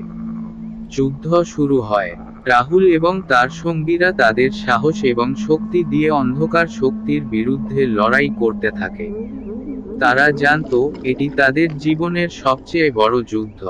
কিন্তু শেষ পর্যন্ত তাদের একত্রিত শক্তি এবং অন্ধকার শক্তির বিরুদ্ধে সাহসিকতা জয় হয়। রাহুল তার সঙ্গীদের সাহায্যে সেই শক্তিকে পরাজিত করে এবং জমিদার বাড়ির অভিশাপ থেকে মুক্তি পায়। যুদ্ধ শেষে জমিদার বাড়ির অভিশাপ থেকে মুক্তি পেয়ে রাহুল, জয়ন্ত এবং মিতা কিছুটা স্বস্তি পেলেও তাদের মন থেকে ভয় একেবারে দূর হয়নি। তারা জানতো জমিদার বাড়ির অভিশাপের সমাধান হলেই সবকিছু শেষ হয়ে যায় না। পৃথিবী এবং আকাশের মধ্যে যে অন্ধকার শক্তি বিরাজ করছিল, তার পরিণতি কখনোই সহজ হতে পারে না। একদিন রাহুল, জয়ন্ত এবং মিতা তাদের বাসার মধ্যে আলোচনা করছিল। হঠাৎ তাদের সামনে এক অদ্ভুত ঘটনা ঘটে। বাড়ির জানালা দিয়ে এক অসম্ভব রকমের তীব্র আলো এসে প্রবাহিত হয়, যেন আকাশের কোনো এক কোণে আলোর বিশাল ঝলকানি থেকে এই পৃথিবীতে কিছু একটিকে পাঠানো হচ্ছে। রাহুল প্রথমে বিষয়টি তেমন গুরুত্ব দেয় না। তবে মিতা বলল, এটা কি তোমরা দেখছো? এটা কি আবার কোনো অশুভ শক্তির আগমন? না, এটা হয়তো কোনো প্রাকৃতিক ঘটনা হতে পারে, রাহুল বলল, কিন্তু তার গলা থেকে একটা সন্দেহের ছায়া চলে গেল। কিন্তু পরদিন একই ধরনের আলো আবার তাদের বাড়ির কাছাকাছি দেখা যায়, এবং রাহুল, জয়ন্ত ও মিতা বুঝতে পারে যে কিছু বড় বিপদ আসছে। পরবর্তী রাতে তারা আবার জমিদার বাড়িতে ফিরে যাওয়ার সিদ্ধান্ত নেয়, কারণ তারা জানে এখানে কিছু গোপন রহস্য লুকানো রয়েছে, যা তাদের সামনে এখনো উন্মোচিত হয়নি। রাহুল, জয়ন্ত এবং মিতা জমিদার বাড়ির পুরনো কক্ষগুলোতে প্রবেশ করতে থাকে। বাড়ি এখন একেবারে নীরব, কিন্তু তাদের মনে হয় যেন কোথাও অদৃশ্য কোনো সত্তা তাদের চারপাশে ঘুরছে। তাদের মনে হয়েছিল জমিদার বাড়ির অন্ধকার শক্তির সবকিছু শেষ হয়ে গেছে, কিন্তু এখন তারা বুঝতে পারে যে তাদের যাত্রা এখনো শেষ হয়নি। তারা যখন বাড়ির গোপন কক্ষে পৌঁছায়, তখন হঠাৎ এক ভয়ঙ্কর দৃশ্য তাদের সামনে আসে। কক্ষের মধ্যে একটি বিশাল কাঠের বাক্স পড়েছিল। বাক্সটি পুরনো, এবং এর উপর অদ্ভুত একটি প্রতীক খোদাই করা ছিল। রাহুল খুব সাবধানে বাক্সটি খুলে দেখতে পায়, সেখানে একটি মহাকাশীয় সংকেত ছিল, যা এক অজানা পৃথিবী থেকে আসা শক্তির যোগাযোগের চিহ্ন ছিল। এটা কি? জয়ন্ত প্রশ্ন করে। এটা কিছু একটা নতুন শক্তির ইঙ্গিত, রাহুল উত্তর দেয়। এটি হয়তো সেই শক্তি যা আকাশ থেকে এসেছে। কিছুক্ষণ পর তারা বুঝতে পারে যে তারা যে শক্তির বিরুদ্ধে লড়াই করেছে তা ছিল একটি পুরনো আধ্যাত্মিক শক্তি, কিন্তু এখন যে শক্তির আগমন ঘটেছে তা মহাকাশীয়, যা পৃথিবী থেকে অনেক দূরের এক অজানা গ্রহ থেকে এসেছে। রাহুল এবং তার সঙ্গীরা খুঁজে পায়, জমিদার পরিবারের পূর্বপুরুষরা যখন সেই অন্ধকার শক্তির সঙ্গে চুক্তি করেছিল, তখন তারা একটা প্রাচীন মহাকাশীয় শক্তির প্রতিশ্রুতি নিয়েছিল। সেই শক্তি জমিদারদের পরিবারকে অমরত্ব দেয়, কিন্তু সেই শর্ত ছিল যে একদিন সেই শক্তি পৃথিবী দখল করবে এবং জমিদার পরিবার সেই শক্তির জন্য ব্রিজ হিসেবে কাজ করবে। এই শক্তি, যার নাম ছিল তারকা চিহ্ন আরকান তারকা চিহ্ন, এখন পৃথিবীতে ফিরে এসেছে। আরকান ছিল এক ভয়ঙ্কর মহাকাশীয় সত্তা, যা হাজার হাজার বছর ধরে পৃথিবীতে ঘিরে রেখেছিল। জমিদার পরিবারের প্রতিটি সদস্য তাকে পূজা করেছিল, এবং তাদের আত্মা এখনো সেই শক্তির অধীনে ছিল। রাহুল ও তার সঙ্গীরা এবার বুঝতে পারে যে জমিদারদের আত্মাদের মুক্তি পেতে গেলে তাদেরকে এই মহাকাশীয় শক্তির বিরুদ্ধে যুদ্ধ করতে হবে। কিন্তু প্রশ্ন ছিল, কিভাবে? রাহুল, জয়ন্ত এবং মিতা সিদ্ধান্ত নেয় যে তারা মহাকাশীয় শক্তির বিরুদ্ধে লড়াই করবে। প্রথমে তারা জমিদার বাড়ির প্রাচীন গ্রন্থ থেকে আরও তথ্য সংগ্রহ করে। তারা জানতে পারে আরকান তার শক্তি পুরোপুরি পৃথিবী জুড়ে ছড়িয়ে দিতে চায়। তার উদ্দেশ্য ছিল পৃথিবীতে এক নতুন বিশ্বে রূপান্তরিত করা, যেখানে মানুষ এবং অন্যান্য প্রাণী কেবল তার অধীনে থাকবে। তাদের কাছে একটি প্রাচীন যন্ত্রের ম্যাপ ছিল, যা আরকানকে পৃথিবী থেকে বের করে দেওয়ার উপায় হতে পারে। ম্যাপ অনুযায়ী এই যন্ত্রটি একটি তারকা চিহ্ন পৃথিবী বহির্ভূত শক্তির কেন্দ্রবিন্দুতে তারকা চিহ্ন স্থাপন করতে হবে। তারা চট্টগ্রাম অঞ্চলের এক রহস্যময় পাহাড়ে পৌঁছায়, যেখানে সেই প্রাচীন যন্ত্রটি রাখা ছিল। কিন্তু সেখানে তাদের সামনে আসে এক নতুন বিপদ, আরকানের পৃথিবী জুড়ে থাকা দৃষ্টি শক্তি, যা তাদের দিকে ধেয়ে আসে। যন্ত্রটি চালু করার মুহূর্তে রাহুল এবং তার সঙ্গীরা মহাকাশীয় অস্তিত্ব আরকানের মুখোমুখি হয়। আরকান ছিল এক ভয়ঙ্কর দানবীয় সত্তা, যার কোনো অনুভূতি ছিল না, সে শুধু তার নিজস্ব পৃথিবী তৈরির জন্য লড়াই করছিল। আরকান তাদের সামনে উপস্থিত হয়ে তার ভয়ানক গর্জন ছড়ায়। তোমরা কি জানো আমি কি? আমি সেই শক্তি, যা পৃথিবীতে নতুন করে সৃষ্টি করবে। তোমরা যদি আমাকে থামাতে চাও, তবে তোমাদের আত্মা আমার মধ্যে চলে যাবে। রাহুল তার সঙ্গীদের সাহস দেয়, আমরা তোমার কাছে আত্মসমর্পণ করব না। পৃথিবী আমাদের। আরকান হাসে, তোমরা কি জানো, আমি তোমাদের ইতিহাসের অংশ। তোমরা যেটা ভাবছো তা কখনোই সম্ভব হবে না। এটি ছিল মহাকাশীয় শক্তির বিরুদ্ধে এক ভয়াবহ যুদ্ধ, যা রাহুল এবং তার সঙ্গীদের জন্য চূড়ান্ত পরীক্ষা হয়ে দাঁড়ায়। যুদ্ধের পর রাহুল এবং তার সঙ্গীরা একত্রিত হয়ে মহাকাশীয় শক্তি আরকানকে পরাজিত করে। তার শক্তি পৃথিবী থেকে চলে যায় এবং জমিদার বাড়ির অভিশাপ চিরকালীনভাবে শেষ হয়। তবে তারা জানে এই জয় কেবল একটি প্রথম পদক্ষেপ ছিল। পৃথিবী এখন একটি নতুন দিগন্তের দিকে এগিয়ে যাচ্ছে এবং তারা সেই পরিবর্তনের অংশ হতে চলেছে। তাদের সামনে নতুন পৃথিবী, নতুন আশা এবং নতুন চ্যালেঞ্জ অপেক্ষা করছে। কিন্তু তারা জানে এই যাত্রা শেষ হয়নি, এটি কেবল শুরু। যুদ্ধের পর রাহুল এবং তার সঙ্গীরা মহাকাশীয় শক্তি আরকানকে পরাজিত করলেও তাদের মনে এক ধরনের অদৃশ্য শূন্যতা অনুভব হচ্ছিল। তারা জানত যে পৃথিবী থেকে আরকানের শক্তি চলে যাওয়ার পরও নতুন বিপদ তাদের জন্য অপেক্ষা করছে। জমিদার বাড়ির অভিশাপ শেষ হয়ে গিয়েছিল, কিন্তু পৃথিবীতে আরেকটি অন্ধকার শক্তি শাসন করতে আসতে পারে। রাহুল, জয়ন্ত এবং মিতা একদিন গভীর রাতের আকাশে তাকিয়েছিল। আকাশের তলদেশে কিছু অদ্ভুত ঝলকানি দেখা যাচ্ছিল। তারা জানত মহাকাশের দিকে কিছু নতুন সংকেত আসছে এবং তাদের সেই সংকেতের অর্থ বুঝতে হবে। কিন্তু তারা কিভাবে বুঝবে যে এটি কি আরকানের শক্তির উত্তরাধিকারী, নাকি এক নতুন শত্রু? আমরা কি আবার সেই শক্তির দিকে ফিরছি? কিন্তু এক জিনিস নিশ্চিত, এটি আমাদের নতুন যাত্রার শুরু, রাহুল দৃঢ় কণ্ঠে বলল। তারা সিদ্ধান্ত নেয় যে তারা এবার মহাকাশীয় সংকেতের উৎস খুঁজে বের করবে। পৃথিবী থেকে এই সংকেত আসে, কিন্তু কোথা থেকে? তাদের যাত্রা শুরু হয়, যার লক্ষ্য ছিল পৃথিবী এবং আকাশের মধ্যে যোগাযোগ স্থাপন করা। বিভিন্ন গবেষণা এবং অনুসন্ধানের পর রাহুল এবং তার সঙ্গীরা বুঝতে পারে যে এই সংকেত আসছে মহাকাশের এক বিশেষ অঞ্চল থেকে, যা পৃথিবীর সবচেয়ে অজানা এবং রহস্যময় স্থান। তারা জানত তাদের সেখানে যেতে হবে। কিন্তু মহাকাশে প্রবেশ করা সহজ নয়। তাদের জন্য এখন প্রয়োজন ছিল বিশ্বের সবচেয়ে উন্নত প্রযুক্তি এবং শক্তির উৎস। রাহুল এবং মিতা জয়ন্তের সাথে বিজ্ঞানী এবং মহাকাশ গবেষকদের সাহায্য নেয়, যারা তাদেরকে মহাকাশে পৌঁছানোর জন্য একটি স্পেসশিপ তৈরি করতে সহায়তা করে। এই অভিযানে তাদের সাথে যোগ দেয় নতুন কিছু চরিত্র, একজন বিজ্ঞানী, শর্মিলা, এবং একজন অ্যাস্ট্রনট, সোহেল। তারা এই অভিযানে অংশ নেয় কারণ তারা বিশ্বাস করেছিল যে পৃথিবী এবং মহাকাশের মধ্যে এক গভীর সম্পর্ক আছে, যা রহস্যময়ী শক্তির সাথে জড়িত। তাদের লক্ষ্য ছিল মহাকাশের এক অদ্ভুত অঞ্চল, যেখানে তারকা চিহ্ন অ্যাথেরিয়াম তারকা চিহ্ন নামে একটি শক্তির উৎস রয়েছে, যা মহাকাশীয় শক্তির কেন্দ্রবিন্দু হতে পারে। এই শক্তি পৃথিবীতে নতুন এক পর্যায়ে পৌঁছে দিতে সক্ষম। তারা মহাকাশে যাওয়ার প্রস্তুতি নেয়। স্পেসশিপটি তৈরি হতে অনেক সময় লাগে, কিন্তু অবশেষে তারা প্রস্তুত হয়ে ওঠে।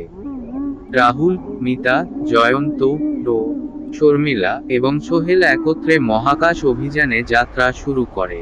তাদের সামনে ছিল এক অদৃশ্য আকাশ, যেখানে তারা প্রথমবারের মতো পৃথিবীর সীমানা অতিক্রম করবে। মহাকাশে যাত্রা শুরু হওয়ার পর প্রথম দিকে সবকিছু স্বাভাবিক মনে হয়, কিন্তু কিছুক্ষণের মধ্যে তারা আবিষ্কার করে যে মহাকাশের মধ্যে এক অদ্ভুত বিশৃঙ্খলা চলছে। স্পেসশিপের অদৃশ্য শক্তি তাদেরকে অদ্ভুত পথে নিয়ে যেতে শুরু করে। এটা কি? মিতা অস্থির হয়ে প্রশ্ন করে। এটা আমাদের পথকে পরিবর্তন করতে পারে, তবে আমরা নিশ্চিত জানি না কেন। শর্মিলা উত্তর দেয়, তারা বুঝতে পারে মহাকাশের এই বিশৃঙ্খলা তারকা চিহ্ন অ্যাথেরিয়াম তারকা চিহ্ন শক্তির প্রভাবের কারণে। কিন্তু তারা জানতো এই শক্তির উৎসে পৌঁছানো ছাড়া তারা আর কোনো উপায় পাচ্ছিল না। অবশেষে তারা অ্যাথেরিয়াম নামক শক্তির উৎসের কাছাকাছি পৌঁছে যায়। এখানে তারা একটি রহস্যময়ী গ্রহের সন্ধান পায়, যার উপগ্রহের মতো এক অদ্ভুত স্থান। এটি ছিল এক ধরনের মহাকাশীয় মন্দির, যেখানে শক্তির স্রোত প্রবাহিত হচ্ছিল। এখানে তারা দেখতে পায় সেই শক্তি তারকা চিহ্ন, অ্যাথেরিয়াম তারকা চিহ্ন এর মূল কেন্দ্রবিন্দু, এক বিশাল শক্তির মেঘ, যা এক অদ্ভুত আলো ছড়াচ্ছিল। সেই আলো যেন পৃথিবী এবং মহাকাশের সীমা ভেদ করে আসছিল। এটি কি? জয়ন্ত বিস্মিত হয়ে প্রশ্ন করে। এটি কোনো সাধারণ শক্তি নয়, রাহুল বলে, এটি মহাকাশের হৃদয়, অ্যাথেরিয়ামের কেন্দ্র। তারা বুঝতে পারে যে এই শক্তির মধ্যে কিছু গোপন রহস্য রয়েছে, যা পৃথিবী এবং আকাশের মধ্যে এক নতুন যোগাযোগ প্রতিষ্ঠা করতে পারে। তবে তাদের সামনে এখন শক্তির সত্তা এসে উপস্থিত হয়, যা তাদেরকে জানায় এই শক্তি শুধুমাত্র পৃথিবীতে শাসন করার জন্য নয়, বরং বিশ্বের সব শক্তির মধ্যে ভারসাম্য প্রতিষ্ঠার জন্য। এই শক্তির কেন্দ্রবিন্দুর কাছে পৌঁছানোর পর রাহুল এবং তার সঙ্গীরা এক নতুন বিপদের সম্মুখীন হয়। তারা জানতে পারে যে অ্যাথেরিয়াম শক্তির মূল উৎসের সঙ্গে একটি অন্ধকার শক্তি সম্পর্কিত, যার নাম তারকা চিহ্ন নক্স তারকা চিহ্ন। নক্স ছিল এক ভয়ঙ্কর মহাকাশীয় দানব, যে পৃথিবীতে শাসন করতে চায়। নক্সের শক্তি এতটাই ভয়াবহ ছিল যে এটি পৃথিবী এবং মহাকাশের মধ্যে ভারসাম্য নষ্ট করতে সক্ষম ছিল। রাহুল এবং তার সঙ্গীরা এখন এক কঠিন পরীক্ষার সম্মুখীন হয়। তাদের এই শক্তির বিরুদ্ধে লড়াই করতে হবে, যাতে পৃথিবী নতুন এক বিপদের মধ্যে না চলে যায়। রাহুল এবং তার সঙ্গীরা নক্সের বিরুদ্ধে যুদ্ধ শুরু করে। এটি ছিল এক মহাকাশীয় যুদ্ধ, যেখানে শক্তির স্রোত এবং মহাকাশীয় শক্তির বিভিন্ন উপাদান একত্রে সংঘর্ষে লিপ্ত হয়। তাদের স্পেসশিপ এবং যন্ত্রপাতি শক্তিশালী ছিল, কিন্তু নক্সের শক্তি ছিল অদ্ভুত এবং ভয়ঙ্কর। যুদ্ধ চলাকালীন রাহুল এবং তার সঙ্গীরা জানতে পারে নক্স তার শক্তি পৃথিবী থেকে আহরণ করতে চায়, যাতে পৃথিবীতে শাসন করে পুরো মহাকাশকে দখল করতে পারে। কিন্তু রাহুল তাদেরকে বিশ্বাস দেয়, আমরা পৃথিবীতে রক্ষা করতে পারব। এটি ছিল মহাকাশের এক ভয়াবহ যুদ্ধ, যেখানে রাহুল এবং তার সঙ্গীরা তাদের সাহস এবং শক্তি দিয়ে পৃথিবীতে নতুন বিপদের হাত থেকে রক্ষা করতে চায়। যুদ্ধ শেষে রাহুল এবং তার সঙ্গীরা নক্সকে পরাজিত করে এবং পৃথিবী ও মহাকাশের মধ্যে ভারসাম্য বজায় রাখে। তারা বুঝতে পারে মহাকাশের শক্তি এখনো পৃথিবীতে শাসন করতে চায়, তবে তাদের সাহসিকতা এবং একতা পৃথিবীতে রক্ষা করতে সক্ষম হয়েছে। তাদের যাত্রা শেষ হয়নি। পৃথিবী ও মহাকাশের মধ্যে নতুন সম্পর্ক স্থাপন করা হয়েছে, এবং তারা জানে যে এটি কেবল একটি শুরু, এক নতুন পৃথিবী, যেখানে তারা নিজেদের ভবিষ্যৎ তৈরি করবে। যুদ্ধের পর রাহুল এবং তার সঙ্গীরা যখন বুঝতে পারে যে পৃথিবী আবারও শান্ত, তখন এক নতুন বিপদ তাদের সামনে আসে। পৃথিবী এবং মহাকাশের শক্তির মধ্যে যে ভারসাম্য বজায় রাখা হয়েছিল, তা এক নতুন শক্তির আবির্ভাবের কারণে বিপর্যস্ত হতে পারে। রাহুল এবং তার সঙ্গীরা যখন মহাকাশ থেকে ফেরে, তারা জানতে পারে যে নক্সের পরবর্তী শক্তি, তার উত্তরাধিকারী তারকা চিহ্ন কাল্লিয়ান তারকা চিহ্ন পৃথিবীতে আসতে শুরু করেছে। কাল্লিয়ান ছিল এক ভয়ঙ্কর শক্তি, যা নক্সের চেয়েও শক্তিশালী ছিল।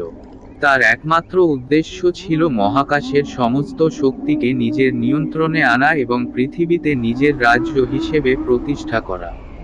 কাল্লিয়ান ছিল এক অদৃশ্য শক্তি, যে মহাকাশের যে কোনো জায়গায় প্রবেশ করতে পারত এবং পৃথিবীতে তার অধীনে এনে ফেলতে পারত। তারা জানত এই শক্তির আগমন পৃথিবীর জন্য নতুন বিপদ ডেকে আনবে।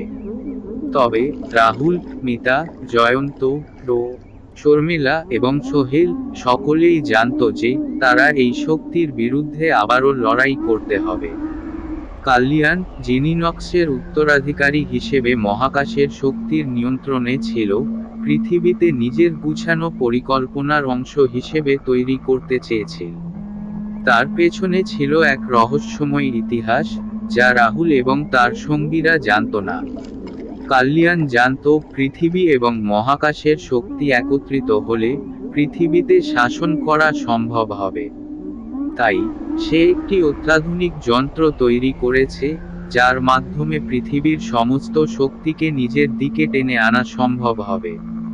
এই যন্ত্রটি ছিল তারকা চিহ্ন, দ্য ব্ল্যাক হোল তারকা চিহ্ন, একটি মহাকাশীয় পদ্ধতি যা পৃথিবীতে এক নতুন শক্তির নিচে রাখবে। রাহুল এবং তার সঙ্গীরা যখন জানতে পারে যে কাল্যাণ দ্য ব্ল্যাক হোল ব্যবহার করতে যাচ্ছে, তারা দ্রুত তার অনুসন্ধান শুরু করে। এই যন্ত্রটির ক্ষমতা ছিল পৃথিবীতে অন্ধকার শক্তির অধীনে এনে ফেলা। তবে একমাত্র উপায় ছিল সেই যন্ত্রটিকে ধ্বংস করা। রাহুল এবং তার সঙ্গীরা মহাকাশে ফিরে আসে। তাদের লক্ষ্য ছিল কাল্যাণকে থামানো এবং তার হাতে পৃথিবীতে ধ্বংস হতে না দেওয়া। কিন্তু তারা জানত যে কাল্যাণ ছিল এক অভূতপূর্ব শক্তি, এবং তাকে পরাজিত করা সহজ হবে না। তারা বিশ্বের সব শক্তিশালী বিজ্ঞানী এবং মহাকাশ বিশেষজ্ঞদের সাহায্য নেয়, এবং তারা একটি বিশাল মহাকাশীয় মিশন তৈরি করে, যাতে কাল্যাণ এবং তার শক্তির বিরুদ্ধে লড়াই করা যায়। তারা জানতে পারে কাল্যাণ তার শক্তি নিজের দেহে একত্রিত করেছে, এবং তার শক্তির অন্তর্নিহিত শক্তি ছিল তারকা চিহ্ন, অ্যাবিস তারকা চিহ্ন, যা একটি প্রাচীন শক্তি ছিল, যা পৃথিবী এবং মহাকাশের সমস্ত শক্তির অন্ধকার দিকগুলিকে একত্রিত করেছিল। রাহুল, জয়ন্ত, মিতা, টো, শর্মিলা, সোহেল এবং অন্যান্য মহাকাশ বিশেষজ্ঞরা মহাকাশী যুদ্ধের জন্য প্রস্তুতি নিতে শুরু করে। তাদের উদ্দেশ্য ছিল কাল্যাণের তারকা চিহ্ন, দ্য ব্ল্যাক হোল তারকা চিহ্ন যন্ত্রটিকে ধ্বংস করা এবং পৃথিবীতে মহাকাশের অন্ধকার শক্তি থেকে রক্ষা করা। তাদের যাত্রা শুরু হয়, যেখানে তারা বিভিন্ন মহাকাশী শক্তির দিকে তাকিয়েছিল। তারা জানত তাদের সামনে এক ভয়ঙ্কর যুদ্ধ অপেক্ষা করছে, এবং তাদের এই যুদ্ধের জন্য প্রস্তুতি নেওয়া জরুরি ছিল। তাদের যাত্রার পথে তারা বিভিন্ন মহাকাশী সত্তা এবং শক্তির মুখোমুখি হয়, যারা তাদের সাথে জড়িয়ে পড়তে চায়। এই যাত্রায় তাদের সাহস এবং একতা পরীক্ষা করা হচ্ছিল। তারা জানত মহাকাশে যুদ্ধ করার জন্য তাদের একত্রিত শক্তি প্রয়োজন ছিল। রাহুল এবং তার সঙ্গীরা মহাকাশে পৌঁছানোর পর তারা প্রথমবারের মতো কাল্যাণ এর শক্তির সামনে এসে দাঁড়ায়। কাল্যাণ ছিল পৃথিবী এবং মহাকাশের শক্তির এক ভয়াবহ শাসক। তার শক্তির জন্য পৃথিবী অনেক সময় ধরে প্রস্তুত ছিল, এবং এখন পৃথিবীতে তার শক্তির অধীনে আনার জন্য কাল্যাণ এক চূড়ান্ত পদক্ষেপ নিতে চেয়েছিল। কাল্যাণ জানত তার শক্তি পৃথিবীতে এক নতুন যুগে নিয়ে যাবে। দ্য ব্ল্যাক হোল যন্ত্রটি ছিল তার শেষ অস্ত্র, যা পৃথিবী এবং মহাকাশের সমস্ত শক্তিকে একত্রিত করবে এবং অ্যাবিসের শক্তি পৃথিবীতে শাসন করবে। তবে রাহুল এবং তার সঙ্গীরা এই যন্ত্রকে ধ্বংস করার জন্য তাদের সাহস এবং শক্তি দিয়ে লড়াই শুরু করে।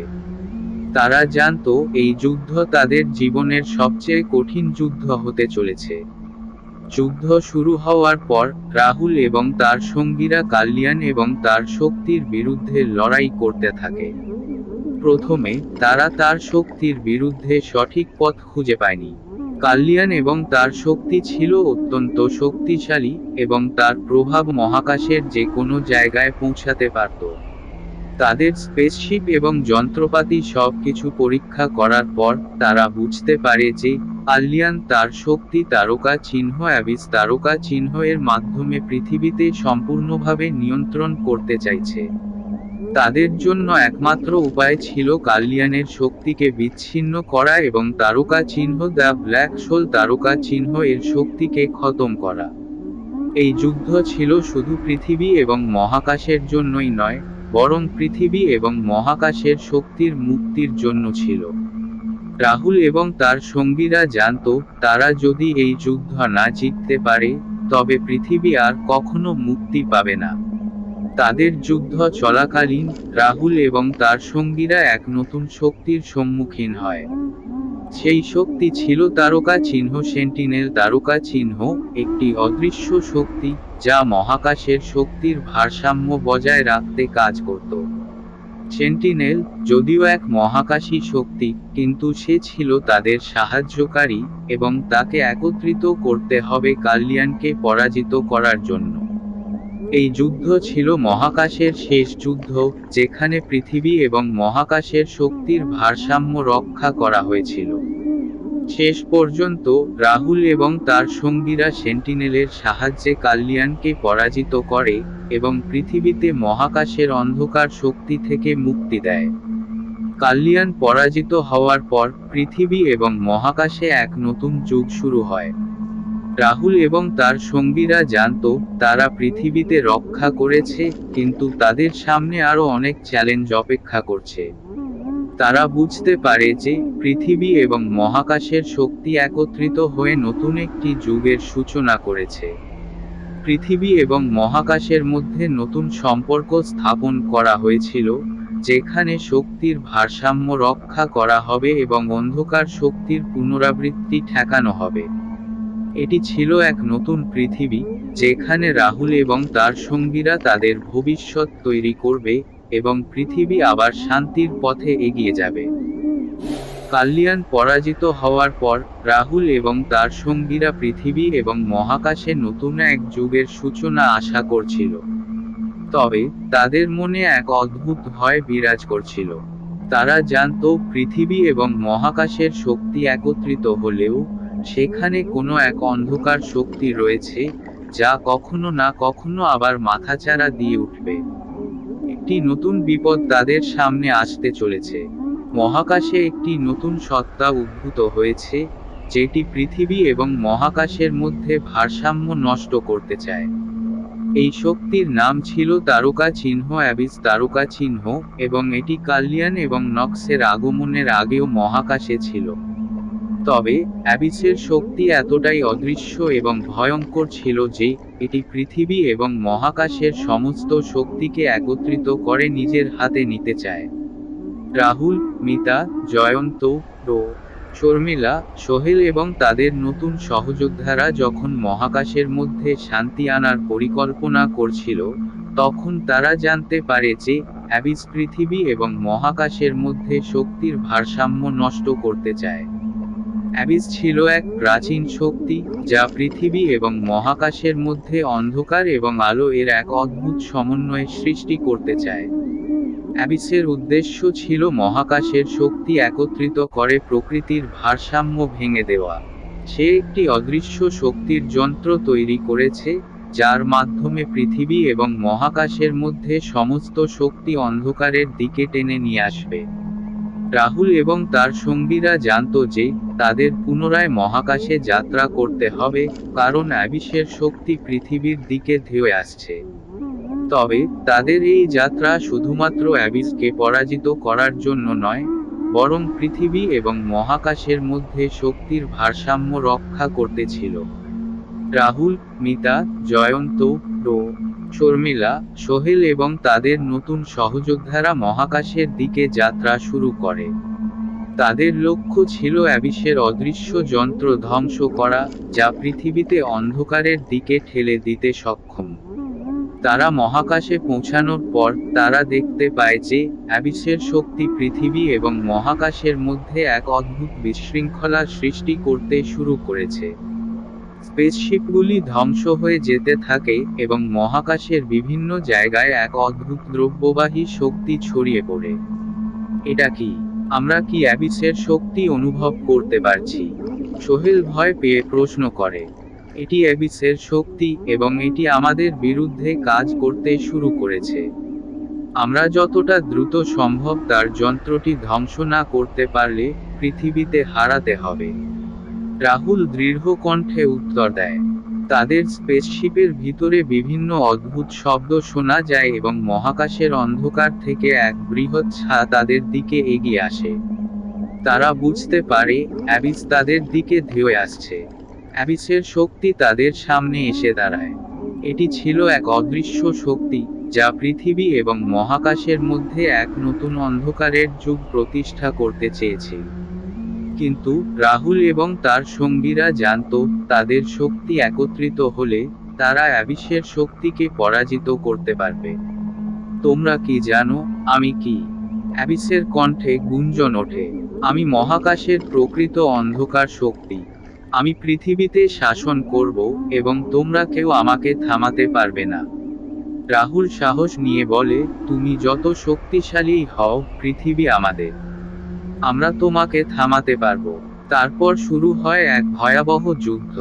মহাকাশের বিশালতা, অন্ধকারের শক্তি এবং পৃথিবীতে রক্ষা করার জন্য রাহুল এবং তার সঙ্গীরা একত্রিত হয়ে লড়াই করে। যুদ্ধ চলাকালীন রাহুল এবং তার সঙ্গীরা বুঝতে পারে যে অ্যাবিসের শক্তি পৃথিবীতে তারকা চিহ্ন দ্য ব্ল্যাক হোল তারকা চিহ্ন যন্ত্রের মাধ্যমে পুরোপুরি দখল করে নিতে চায়। এটি ছিল একটি মহাকাশীয় যন্ত্র যা পৃথিবী এবং মহাকাশের শক্তি একত্রিত করে অন্ধকার শক্তির অধীনে নিয়ে আসবে। তারা দ্রুত সেই যন্ত্রটি খুঁজে বের করার চেষ্টা করে। তবে তারা জানে অ্যাবিসের শক্তি এতটাই ভয়ঙ্কর যে একবার যদি এটি ব্যবহার করা হয় তবে পৃথিবী আর কখনো মুক্তি পাবে না। আমরা যদি এই যন্ত্রটি ধ্বংস করতে না পারি তাহলে পৃথিবী এবং মহাকাশের সমস্ত শক্তি অ্যাবিসের অধীনে চলে যাবে, রাহুল বলে। তারা অ্যাবিসের যন্ত্রটি খুঁজে বের করে এবং এক চূড়ান্ত লড়াইয়ের মধ্যে এটি ধ্বংস করে দেয়। অ্যাবিস পরাজিত হওয়ার পর মহাকাশে আবার শান্তি ফিরে আসে। পৃথিবী এবং মহাকাশের মধ্যে ভারসাম্য ফিরে আসে এবং রাহুল এবং তার সঙ্গীরা জানে তারা পৃথিবীতে রক্ষা করেছে। তবে তাদের সামনে এখনো অনেক পরীক্ষা রয়েছে।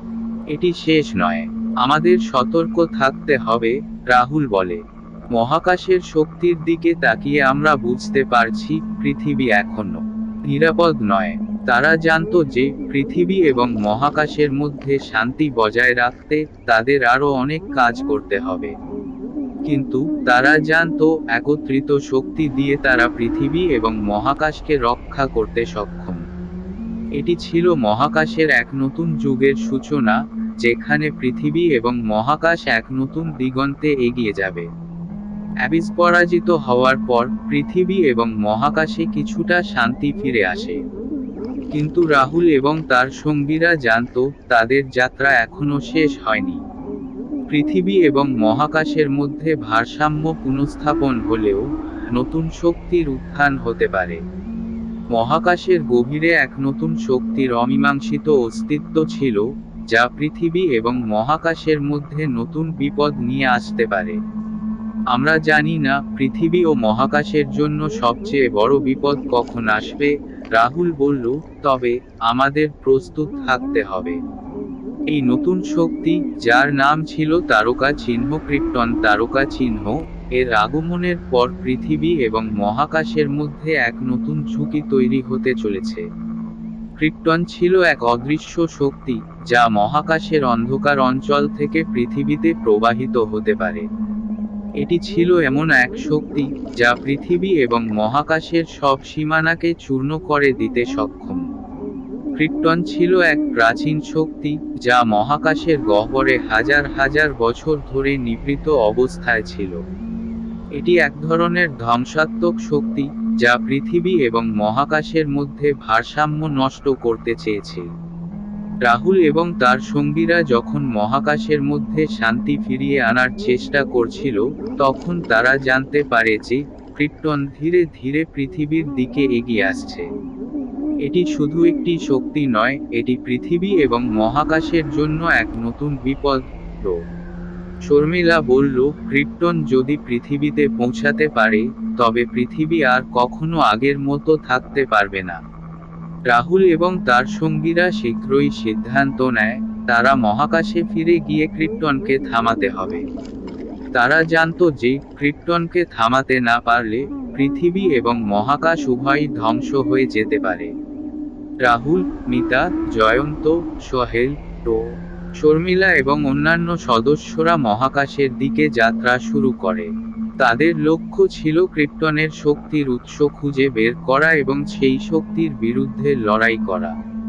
তাদের কাছে একমাত্র উপায় ছিল ক্রিপ্টনের আগমন থামানো, অন্যথায় পৃথিবীতে নতুন এক অন্ধকার যুগের মুখোমুখি হতে পারে। মহাকাশে যাত্রা করার পর তারা বিভিন্ন গ্যালাক্সি এবং মহাকাশী দ্বীপ পরিদর্শন করতে থাকে, যেখানে ক্রিপ্টনের শক্তি প্রথমবারের মতো অনুভূত হয়। তাদের স্পেসশিপে বিভিন্ন অদ্ভুত সংকেত এবং অশুভ শক্তির উপস্থিতি দেখা দেয়। এটা কি আমরা কি ক্রিপ্টনের প্রভাবে আছি? পিতা প্রশ্ন করে। এটি ক্রিপ্টনের শক্তি এবং এটি আমাদের দিকে ধেয়ে আসছে, রাহুল উত্তর দেয়। আমরা যত দ্রুত সম্ভব তার উৎস খুঁজে বের না করতে পারলে আমাদের আর কোনো উপায় থাকবে না। একটি দীর্ঘ অনুসন্ধান শেষে রাহুল এবং তার সঙ্গীরা ক্রিপ্টনের শক্তির উৎসের দিকে এগিয়ে যায়। তারা এক অদ্ভুত মহাকাশী কৃষ্ণগহ্বর এর দিকে প্রবাহিত হতে থাকে, যেখানে ক্রিপ্টনের শক্তি জন্মগ্রহণ করেছিল। এটি ছিল এক ধরনের অন্তহীন শক্তির স্রোত, যা পৃথিবী এবং মহাকাশের মাঝে একটি অদৃশ্য সেতু তৈরি করতে পারে। এটি ছিল সেই জায়গা। শর্মিলা বলল, এখান থেকেই ক্রিপ্টন শক্তি পৃথিবী এবং মহাকাশে ছড়িয়ে পড়বে। তাদের সামনে ছিল এক ভয়ঙ্কর শত্রু, যার শক্তি এতটাই অদ্ভুত এবং ভয়াবহ ছিল যে এটি একমাত্র গ্যালাক্সি নয়, বরং পৃথিবীকেও ধ্বংস করতে সক্ষম ছিল। ক্রিপ্টন ছিল মহাকাশের এক অতি প্রাচীন শক্তি, যা একসময় পৃথিবী এবং মহাকাশের মধ্যে ভারসাম্য বজায় রাখতে সাহায্য করেছিল। তবে এখন সে নিজের শাসন প্রতিষ্ঠা করতে চেয়েছিল। ক্রিপ্টনের শক্তি এতটাই ভয়ঙ্কর ছিল যে রাহুল এবং তার সঙ্গীদের জন্য এটি ছিল সবচেয়ে কঠিন যুদ্ধ। তারা জানত, তারা যদি এই শক্তির বিরুদ্ধে লড়াই না করে, তবে পৃথিবী এবং মহাকাশের অস্তিত্ব বিপন্ন হয়ে যাবে। তাদের মহাকাশী যুদ্ধে ব্যবহৃত বিশাল শক্তির যন্ত্র ছিল, যা পৃথিবী এবং মহাকাশের শক্তিকে একত্রিত করে ক্রিপ্টনের শক্তি মোকাবিলা করতে সাহায্য করতে পারত। তবে এর জন্য তাদের একটি বড় সিদ্ধান্ত নিতে হবে। তারা যদি এই যন্ত্রটি ব্যবহার করে, তবে পৃথিবী এবং মহাকাশের সমস্ত শক্তি একত্রিত হয়ে যাবে এবং ক্রিপ্টনের শক্তি ধ্বংস হয়ে যাবে। কিন্তু এর ফলস্বরূপ একটি বিশাল বিপদ হতে পারে, যা পৃথিবীতে এক অজানা বিপদের মুখোমুখি দাঁড় করাতে পারে। তাদের এই যুদ্ধে জয়ী হতে হলে তাদের আত্মত্যাগ করতে হবে, এমনকি তাদের জীবনও বিপন্ন হতে পারে। রাহুল এবং তার সঙ্গীরা এক সম্মিলিত সিদ্ধান্ত নেয়। তারা যন্ত্রটি চালু করবে এবং ক্রিপ্টনের শক্তিকে পরাজিত করবে, কিন্তু এর জন্য তাদের সকলকে আত্মত্যাগ করতে হবে। এই যন্ত্রটি পৃথিবী এবং মহাকাশের শক্তি একত্রিত করবে, তবে এর জন্য রাহুল এবং তার সঙ্গীদের নিজেদের জীবন বাজি রাখতে হবে। আমরা যদি এই যন্ত্রটি চালু করি, তাহলে আমাদের আত্মা পৃথিবী এবং মহাকাশের শক্তির মধ্যে একত্রিত হয়ে যাবে, রাহুল বলল, কিন্তু আমাদের জীবন চলে যাবে। তাদের যন্ত্রটি চালু হয় এবং অতিপ্রাকৃত শক্তি মহাকাশ এবং পৃথিবীতে একত্রিত করে ক্রিপ্টনের শক্তিকে পরাজিত করে। তবে সেই শক্তি প্রয়োগের ফলে রাহুল এবং তার সঙ্গীরা অদৃশ্য হয়ে যায়। তাদের আত্মা পৃথিবী এবং মহাকাশের শক্তির মধ্যে একত্রিত হয়ে যায়। ক্রিপ্টন পরাজিত হওয়ার পর পৃথিবী এবং মহাকাশের মধ্যে নতুন এক শক্তির ভারসাম্য প্রতিষ্ঠা হয়।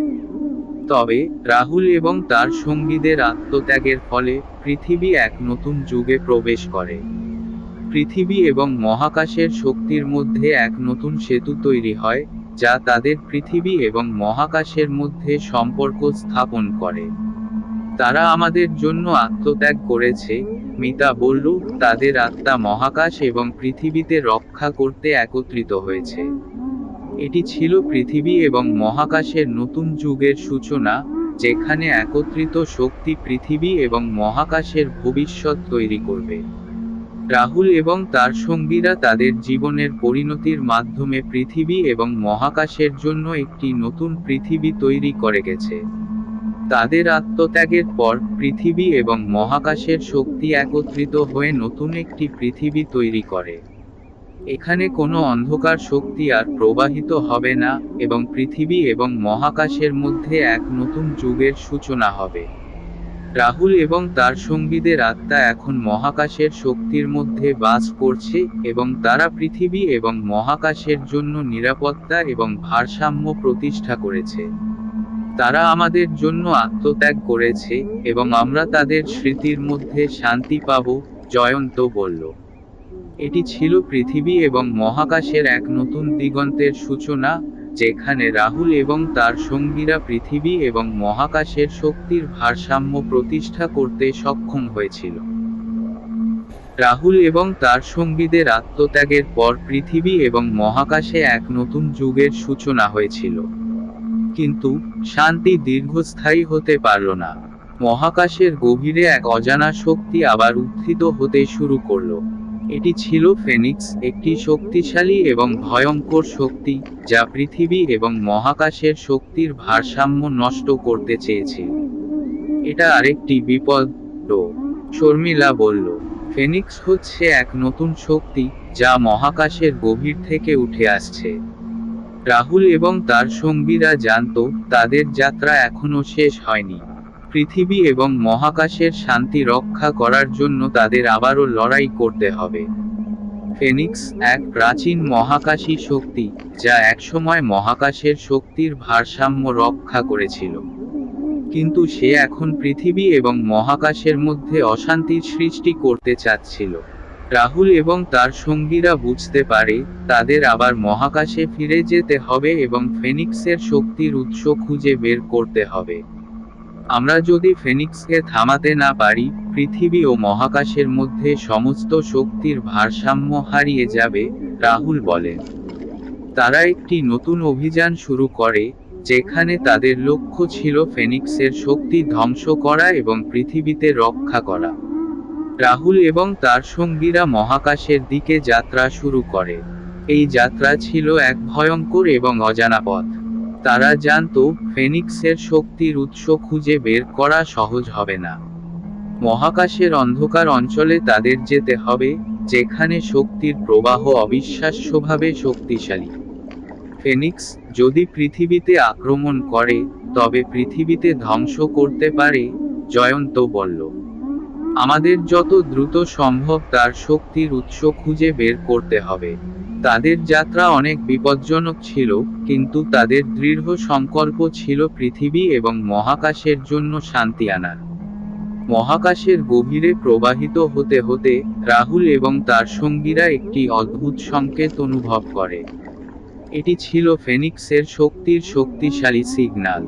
তারা সংকেতের উৎস অনুসরণ করতে থাকে, কিন্তু এভাবে এগিয়ে যেতে গেলে তাদের সামনে এক ভয়ঙ্কর বিপদ অপেক্ষা করছিল। এটা ফেনিক্সের শক্তির সিগন্যাল, সোহেল বলল। আমরা তার দিকে এগিয়ে যাচ্ছি, কিন্তু আমাদের সতর্ক থাকতে হবে। তারা জানত ফেনিক্সের শক্তি এতটাই ভয়ঙ্কর যে একবার যদি তা পৃথিবীতে আক্রমণ করে, পৃথিবী এবং মহাকাশের সমস্ত শক্তি একত্রিত হয়ে ধ্বংস হয়ে যাবে।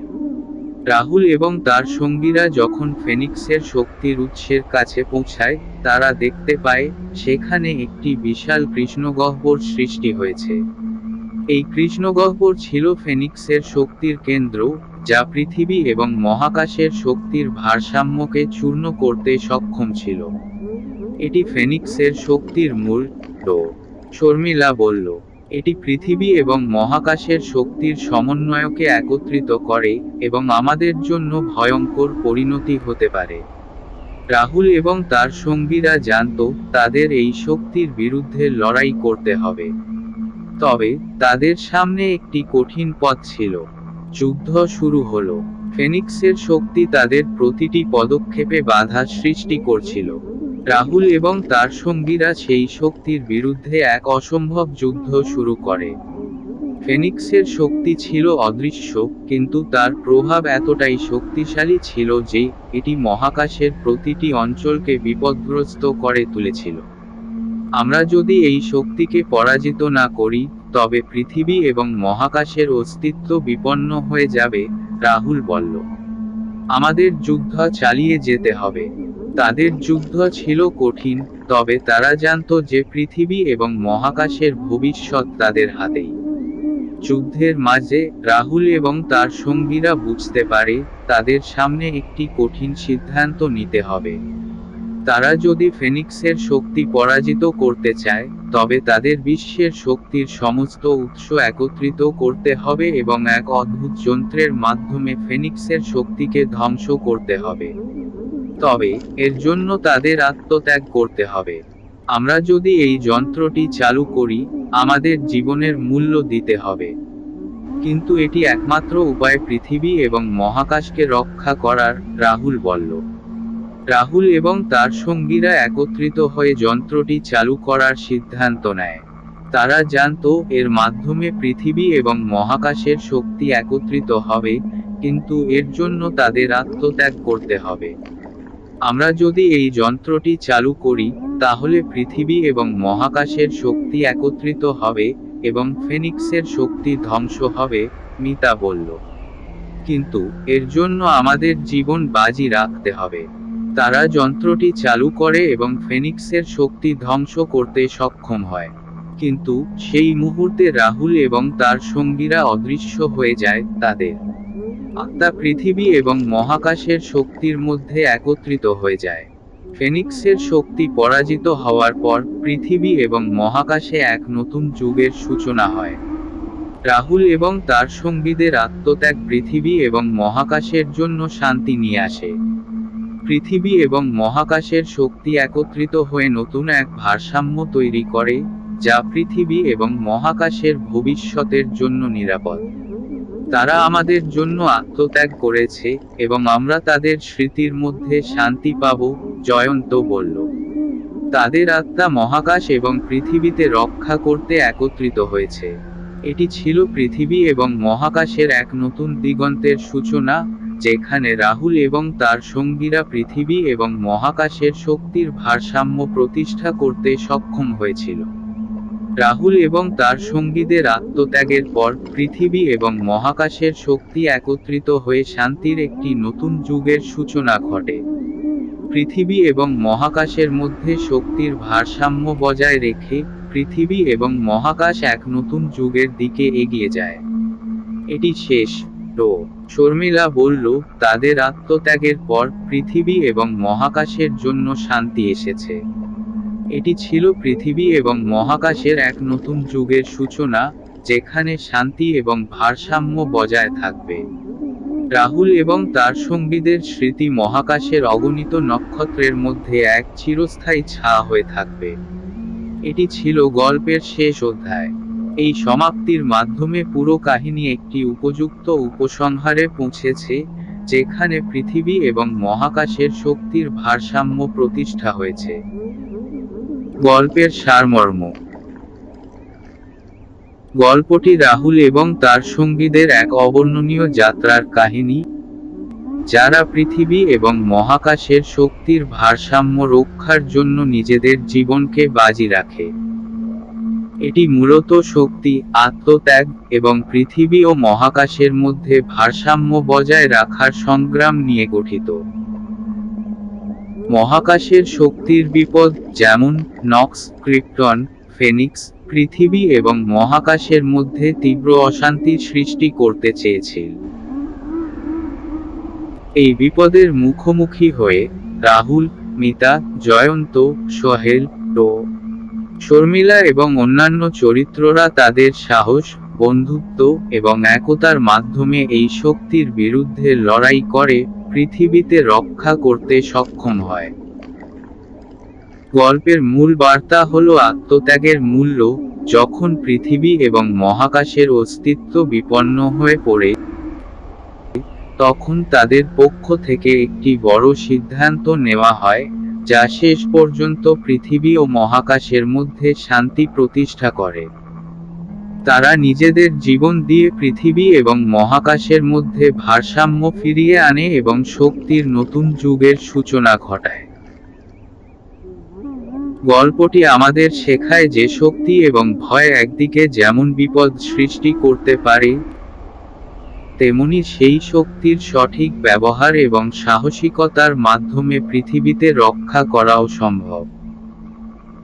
এটি বন্ধুত্ব, দায়িত্ব এবং বিশ্বাসের শক্তি নিয়েও এক গভীর চিন্তা প্রদান করে।